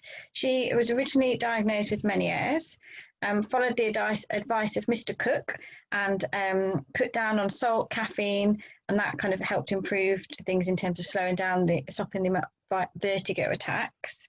But they've noticed that their hearing has started to deteriorate over the last few years, and she's now reporting that the hearing's as bad kind of in her left and her right ears. So just wonder if that's going to kind of increase the likelihood of having the vertigo attacks again. Well, Jim Cook was my predecessor in Leicester. He passed away in 2004, which is actually when I started in Leicester. And he set the Balance Clinic up there before I turned up here. We've always said in Meniere's disease, aim for a low salt diet of 2.5 grams a day. I mean, the scientific evidence for that's actually quite weak. And what we think the main problem is fluctuations in salt level. And if you have a fairly high salt intake, it's very difficult to have stable salt levels in your blood. So having a low salt diet, cutting out salt in your diet, avoiding processed food, essentially pies, burgers, sausages, that sort of thing, is a good thing for Meniere's disease. Caffeine, likewise, I don't feel that strongly about it, but alcohol and caffeine are said you've got to be careful with them. But of course, you've got to remember some of this data is historic, and it's quite possible that some of the patients who are diagnosed with Meniere's actually have migraine in the past. So we've got to be a little bit careful on that one. I think that if you're getting hearing loss in the other ear, you absolutely need to see someone, because there are a whole host of things that might cause second-sided hearing loss. It could be second-sided Meniere's disease, hydrops, cochlear hydrops on the other side. It could be an age-related hearing loss superimposed on your Meniere's, which hearing aids will help. Or it could be another pathology which needs investigating. So the very simple advice to you is see a doctor and get a hearing test. Okay. Arabella, she is asking for some tips about how to go about getting a correct diagnosis, given the fact that she's been seeing different people and kind of been pushed from one person to another, and she's still struggling to get that and having to keep telling her story over and over again. Yeah, no, I am sorry to hear that, but it's a problem, it's a worldwide problem. Even if you look at studies from the States and the UK, people generally see 4 or 5 physicians before getting to the right person. And that's one of the difficulties with balance, and why we've tried to set up balance centres and rather than having non-specialists see people. The access to services is difficult. And if you're in a region which has a balance centre, such as Leicester, although the waits are very long, hopefully you will eventually get seen and get investigated. If you're in a region where you don't have a balance centre, it is more difficult, and ultimately I'm not allowed to accept patients on the NHS from outside the county, because even with 7,000 appointments a year, we'll have 50,000 people a year in Leicester get dizzy. We can't meet our own local demand, and you'll find that it doesn't matter what the condition is, whether it, in the body. If you run what is sort of seen as one of the top centres, you'll very quickly, your centre will be overwhelmed, totally overwhelmed with referrals from around the UK, and whether it's London, Leicester, or wherever. Many centres just have to close their doors to outside. And so the only thing you can do ultimately is to try and find, your own best fit for what you think the part of the body is that's not working, brain or ear or elsewhere, and just go and see someone privately. I can't think of any other way around it if you've seen lots of other people and you simply haven't found the right person if you're out of an area which has a dedicated balance centre. Mm-hmm. Okay, so moving on then to Susie. She would like to know whether or not Meniere's can evolve into other problems, so for example neurological ones. She's been told that she's thinking about being referred for neurological tests by doctors, and she's kind of wondering, is that the right thing, or should we be going somewhere different? Okay, that's an interesting question. So the simple answer to your question is no. So Meniere's shouldn't evolve into a neurological disorder. Meniere's is a disorder of the inner ear, not of the brain. But the question is whether it can be misdiagnosed. So yeah, for sure it can. So for example, if you present with a hearing loss and dizziness, we've already alluded to the fact that could be migraine. But also if you have an ICA stroke, anterior inferior cerebellar artery stroke, that can cause hearing loss, tinnitus and dizziness, but it's a stroke in the brain.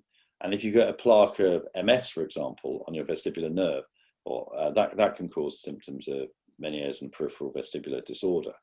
Or the symptoms may just have been diagnosed as sort of, maybe it is Meniere's, maybe it isn't. And actually there's a range of other symptoms. And so in that case, you'd go and see the expert who would specialize in those symptoms.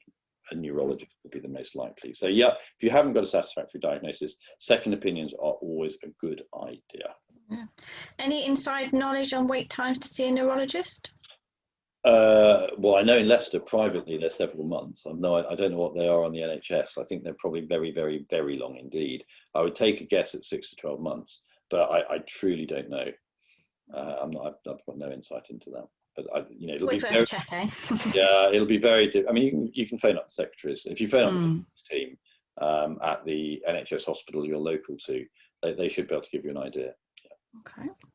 So Geraldine would like to ask about what she calls her strong steel cap head pressure headache, which she experiences when she has dizziness, and she says that it gets worse and lasts for several days. Is that something that you can kind of recognise, and anything that you can be done for that? Yeah, I mean, again, it's one of getting the diagnosis. If she's got a severe headache with the dizziness, it could easily be vestibular migraine, couldn't it? And seeing someone with an interest in balance disorders or a neurologist or so on to make sure the diagnosis is correctly established is important. But there are other causes of that. So if you have any balance disorder, it could even be something as simple as BPPV causes dizziness. And what happens when you get dizzy is you tense all your muscles up like this and you don't move, because even if you just do it at home, you just go, if you just do that for 2 seconds at home, everyone just try it. It really hurts at the back of your neck. And you see that you've got huge muscles that insert into your neck and then cause these headaches. If you've got bruxism, you clench your teeth at night or grind your teeth, that can cause these headaches. So if you're under stress and you're clenching your teeth at night, you see there's a whole range of things. So it may be a balance disorder causing the headaches because you're tensing your muscles, or maybe a stress disorder causing a whole range of other things and chronic headaches. And also just be careful you don't have analgesia headache. So if you take more than 5 days of painkillers, paracetamol or Brufen, that causes headaches. So you mustn't take painkillers regularly because that's the commonest cause of chronic headaches. So I think the answer is very wide range of causes. Okay, so another eyesight related question actually. So this one's from Tricia. She is been a contact lens wearer for 50 years, but had stopped wearing them a little while ago, and she has had her optometrist currently recommend to try varifocals, but she's unsure how that works with people with Meniere's. So she's unsure whether to change, and just wonders what your kind of views are with trying varifocals. Very good question. I wouldn't. So varifocals, anyone who's got chronic balance disorder, varifocals are a big risk because it often makes balance disorders worse. So I would generally try and get some reading glasses and distance glasses as an alternative. Good question. Yeah, it's definitely not one we've had before, I don't think. That's a very good question. Okay, next one is from Susan. She was diagnosed with bilateral vestibular hyperfunction caused by gentamicin, and she's wondering if there are any potential treatments on the horizon for the condition and the symptoms.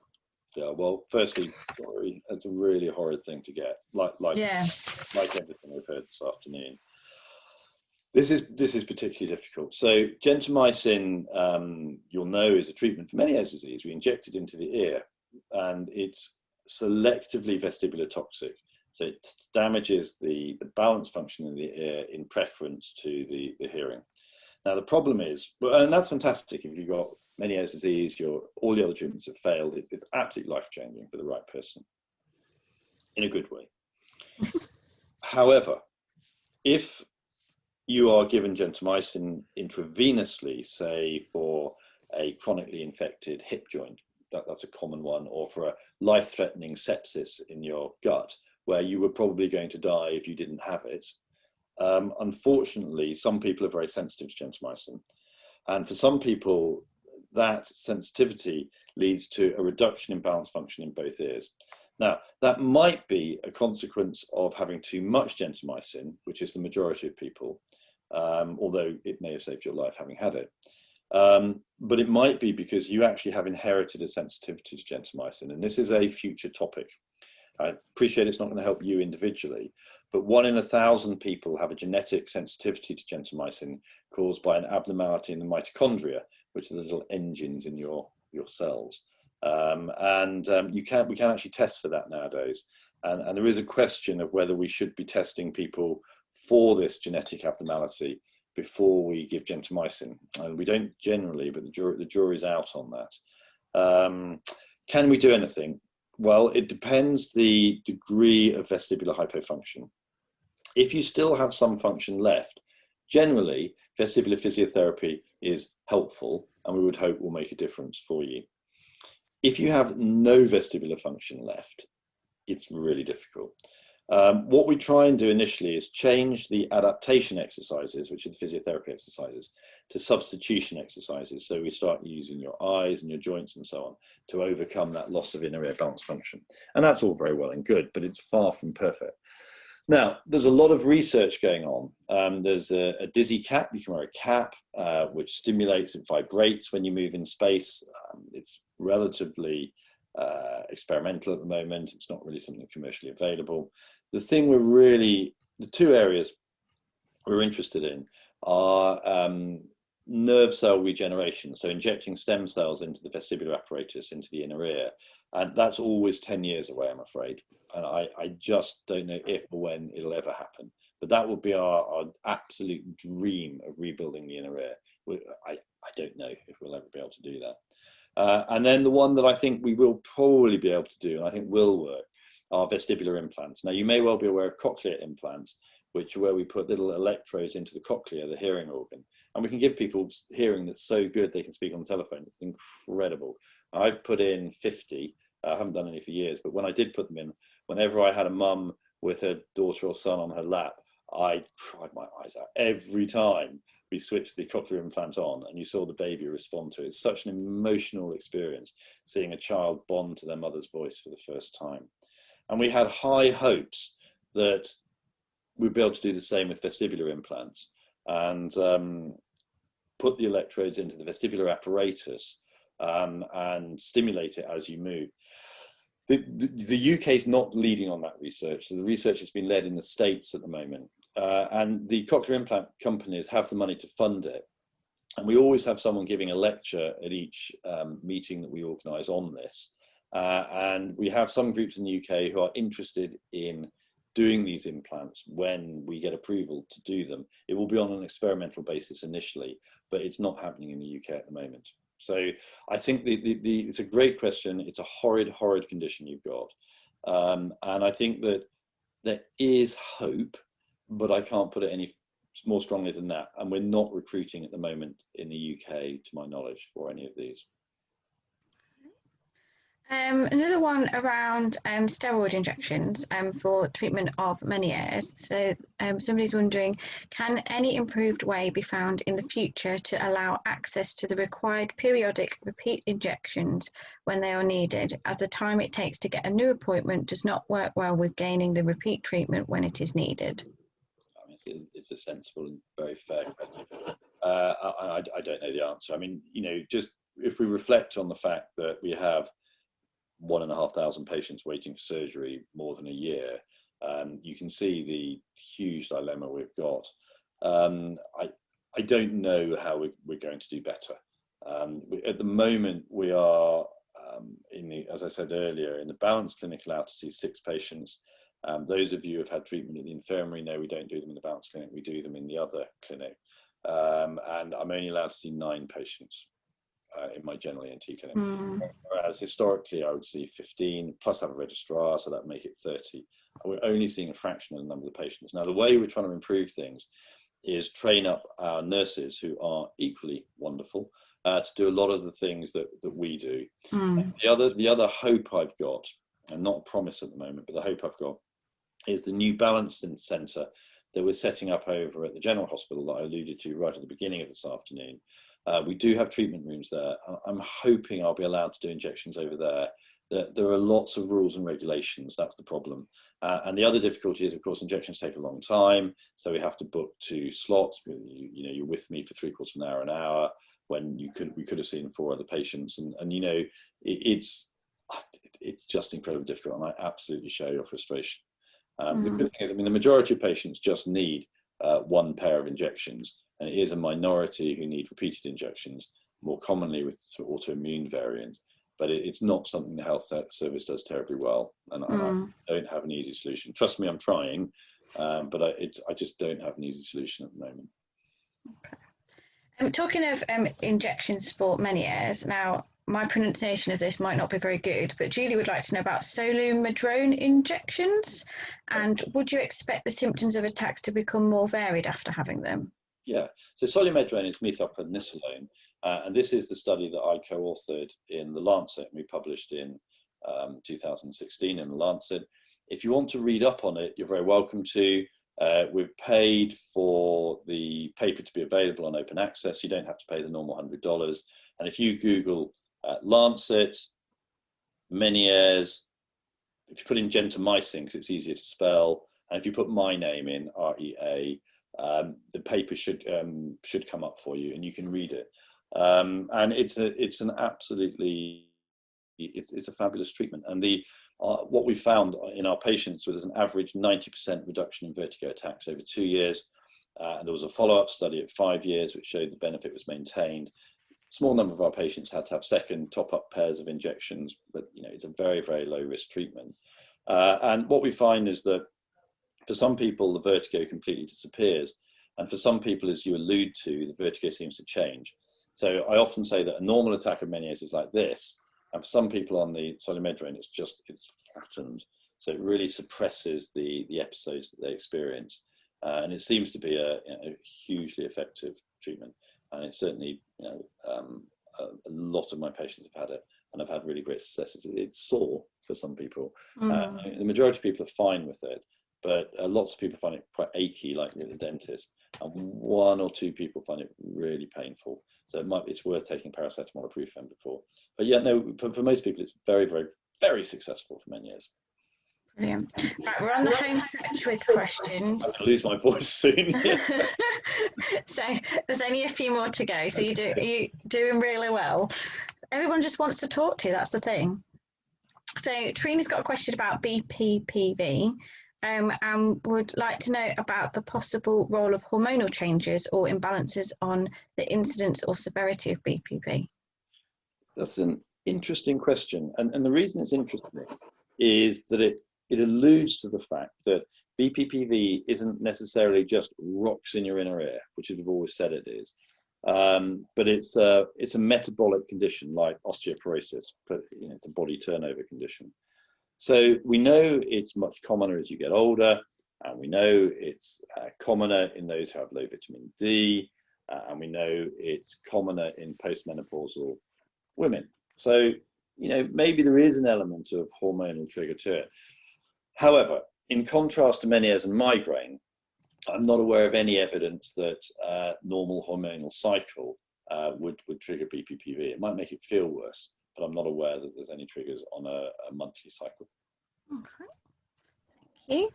So Maria's has got a question about COVID jabs, which I know has been a topic of conversation in our Facebook group online. And they would like to know about COVID jabs and the possibilities of any effects on balance conditions. She said she's had a resurgence of symptoms for a balance disorder after having the jabs, and just wondered if what anything about kind of COVID jabs, balance symptoms, exacerbating conditions, etc. Hi Maria, lovely to hear from you as always. Sorry to hear that. The answer is a huge amount. I've had a very, very large amount of my patients have come through who are questioning whether their tinnitus and dizziness and fatigue was caused by COVID or was caused by the injections. And the answer is I don't know, but there is research ongoing for that. The government has given funding for that, to Professor Munro in Manchester, and hopefully we will get some answers. Now, what was very interesting, I read a paper just over breakfast this morning, actually, showing that there have been some changes seen in the brain of patients who have had COVID, not the injections, to be clear, who have actually had COVID, in the smell areas of the brain. So although I've got some amazing pictures on here that we've had. We've been into the wards at the infirmary and taking samples from the lining of the nose of COVID positive patients, and we've taken them to a special lab in London and we've got pictures of the viruses invading the nose. It looks like it's not just direct invasion, but actually it's an attack on the brain as well. And I see no reason whatsoever why that can't be mimicked in the ear. And I've also we've been down in the mortuary at the infirmary very sadly, for a number of patients who've been recently deceased from COVID. And of course, we've had a very large number of patients die of COVID. And we have taken samples from the ear itself, and we've cultured those up in a special lab in London. And likewise, the great majority of our patients who had died of COVID had coronavirus in the ear as well. So it doesn't mean it's causal for symptoms, but it's looking like it may be. We'll have to wait. Now, on vaccines specifically, I don't know. The problem is that almost the whole population has had at least one vaccine, and the incidence of dizziness is 5% a year. Now, I'm sure I hope everyone who's listening today has had their vaccines. If you haven't, please have it. But when I had my second one, I felt like I'd been hit by a bus. I remember I sleep like a log, trust me, but I chattered all night and I didn't sleep for a minute that night. Now, if you have a chronic balance disorder and you're already on the edge because of that, if it makes you feel unwell, I would have thought inevitably it's going to make your symptoms worse for a period of time. But I doubt that it's going to, I would hope very much it's not going to cause long-term symptoms, because most other vaccinations of this type don't. But it seems to cause some short-term issues for our patients. But I can't give you a definitive answer because the papers simply aren't out there yet. Yes. I hope you get better, Maria. Yeah. Okay, so Deborah asks about long-term effects of gabapentin. She's taken it for migraine, so just wondering if there's any long-term effects of it. I'm not an expert in gabapentin. It's not a drug that I prescribe, so I probably am not the right person to answer that. Sorry. Okay, that's all right. She's got another question, and wanted to know about the link between having an underactive thyroid and a balance disorder. Yep, no, for sure. That's definitely there. And most of my patients who present with chronic imbalance and chronic fatigue, I'll always get thyroid function tests, and we pick up underactive thyroids not infrequently. But once your hypothyroidism is corrected, that shouldn't be contributing to imbalance. There are one or two very rare conditions where you get thyroid goiter and hearing loss and possibly imbalance, and the syndrome is called Pendred syndrome, large vestibular aqueduct syndrome, but that's fantastically rare and would not be really related to what we've got. I think, yes, it can present with it, but once treated, it shouldn't be contributing. Okay. Kate asks about, she's looking for tips really on improving her balance. She said that she's using a walker now, has tried lots of different medications, but they don't seem to have helped. Interestingly, she's noticed that she walks better when it's different types of surfaces, so she's better on things like grass and sand. And she was diagnosed with an inner ear problem from the balance centre many years ago. So yeah, just looking for suggestions of how to improve the balance. I don't know if there's anything else you can add on that you've not talked about already. I think it's very difficult without knowing history, because there are so many other potential causes. But if you're needing to use a walking frame now, then the Falls Clinic, if you're Leicester based, the Falls Clinic might be somewhere worth going to have a look at, and your GP can refer you there, because you sound like you're using quite a lot of proprioception and the sensation in your feet to help your balance. And it may be that there are adaptations to your home, grab rails, steps and so on, and non-slip mats, maybe graduated exercise programs and confidence programs and so on that might contribute.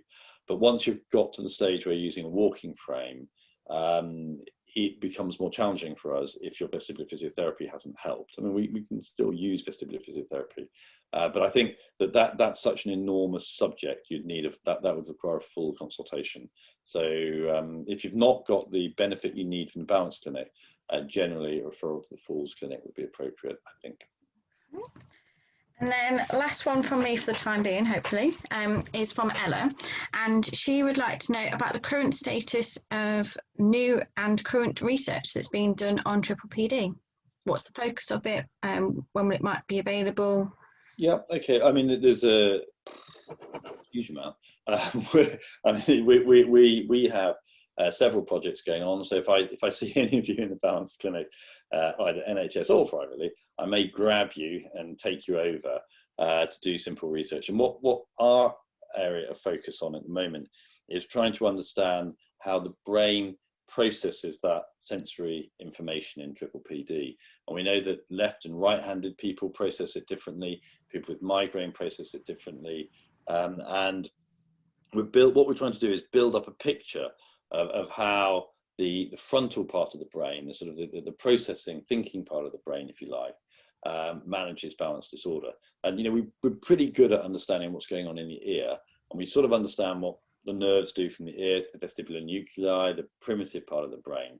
But this next frontier is understanding what's going on in the frontal part of the brain. And there are lots of units around the world who are looking at that.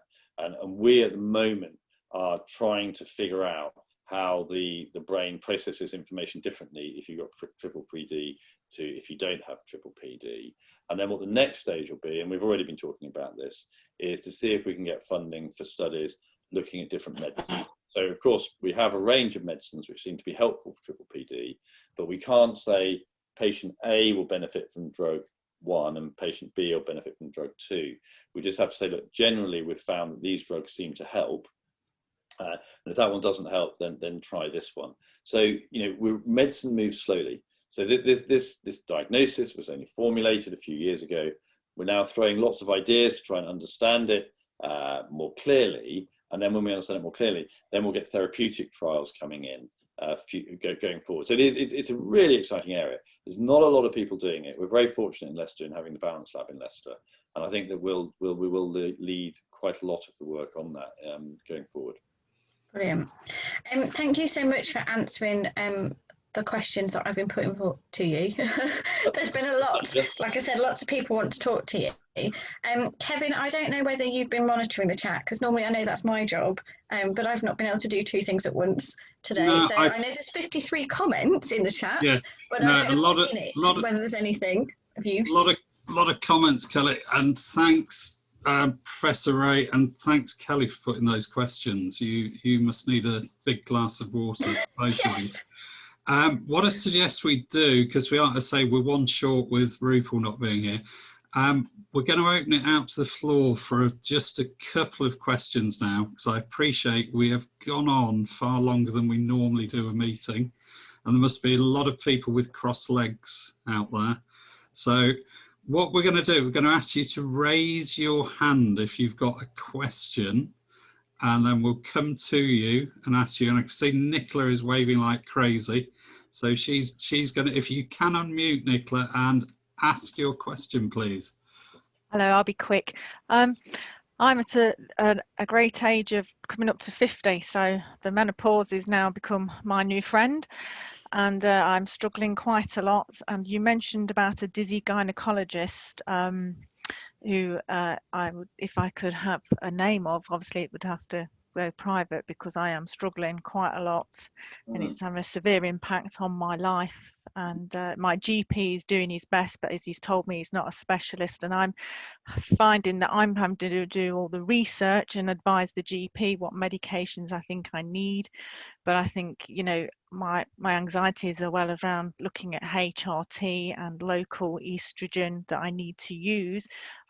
Is that going to start impacting on dizziness? So I need to see a gynecologist because of what's going on with all the menopause.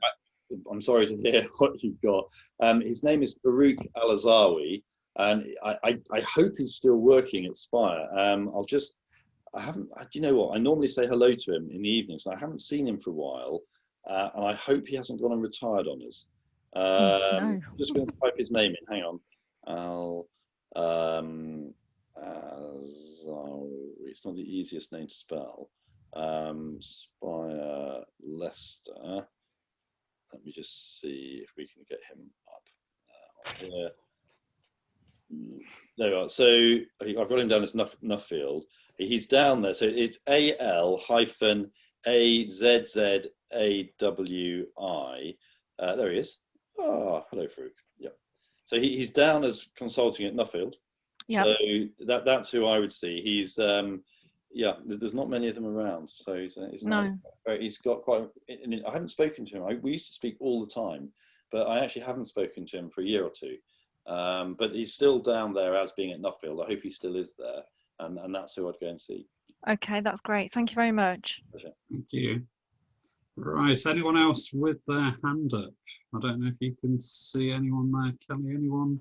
Ah, yes, we've got. There we go. Can you unmute, please? That's it. You're on. Thank you. Hello. I just had a question about laser eye surgery, actually, because I've had an ear problem for about 2 years, and I find a lot of the time I can reduce my symptoms by having contact lenses in, but it doesn't fix it. And when I have glasses on, I get extremely bad tunnel vision. I've seen around 10 different opticians. They all give me the same prescription. So I wondered, have you ever had an ear sufferer have their symptoms reduced by having laser eye surgery? Yeah, that's an interesting question. Not that I'm aware of. And I think that the two comments I'd make don't necessarily apply to you.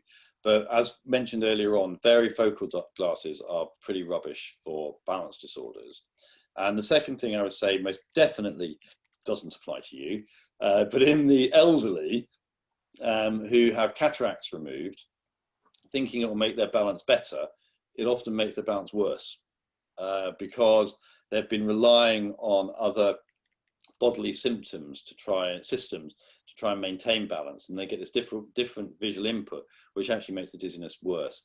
But I'm afraid I'm not aware of any evidence to say that laser eye surgery helps or hinders. So sorry, I can't answer your question. No, that's fine, but thank you anyway. Okay, do we have any more hands raised? I can't see any. I think we're there. So that's great. And remember, everyone who listened, it's been superb today, but I can guarantee, even without asking beforehand, we will see Professor Rea again. And I'm sure we will have another amazing session at some time. What can I say today? It just gets better and better. We're only 2 years old. We're now up to 180 members. And to witness this today, we've got the excellence of Professor Rea, the competent skills of Kelly making it happen, and Amy. What a fabulous story! That will run on our website and our YouTube channel for many years. So thank you. Thank you to Jordan for his contribution of looking at what we're doing as a group. It really is interesting. I know we've all sort of got our interests here. It's for our support and our betterment, but I do think there's a greater story there where we're showing how patient-led support groups can help make a difference and possibly interact more with such as the NHS and get even better outcomes. As you said, Professor Rea, I'm sure some clinicians could benefit from witnessing what goes on in such a group. It's right. Another dimension. There's a reason I'm here today as well, so I can, it's important that I don't look at everything just from a medical perspective, yes. Because what everyone here is suffering from is real, and it's your lives, and it's important I understand that side of it as well. It's and not in a formal setting. So thank you for inviting me. No, it's been superb. So well done to you also for what you set up. You ought to be congratulated, and you do a lot of work and don't get that praise necessarily. You deserve it. It's a pleasure doing it. It really is. So thanks everyone for attending. Apologies, we've done the longest meeting ever, but content's been superb. And I do say to Professor Rea, we would listen to him all day long, but it wouldn't be fair on his time. Giving up his private time is wonderful. But thanks again. Just to remind you, we are back again on August the 21st. So make a note of that date. We'll announce who's going to be speaking then. There will be a video of this available in the next day or so. And any links or books or whatever's been mentioned, we'll do our best to put them on the website as well. So new if anybody members wants to save the chat as well, because that's got some of the links in that people have been talking about. For anybody that doesn't know how to do it, there's like 3 dots in the bottom right hand corner on my screen anyway, and if you just click on that, it just says save chat, and then it will save it onto your device. That's right. That's good. But yeah, we'll get the links posted as well. Yeah, so thanks everyone, and I think we're going to end with this big round of applause for everyone, especially Professor Rea, Kelly, Jordan, Amy. Well done all, and we'll see you again soon. But thank you very much. Thank you. See you in a few months. Thanks everyone, and goodbye. Thanks a lot. Bye bye.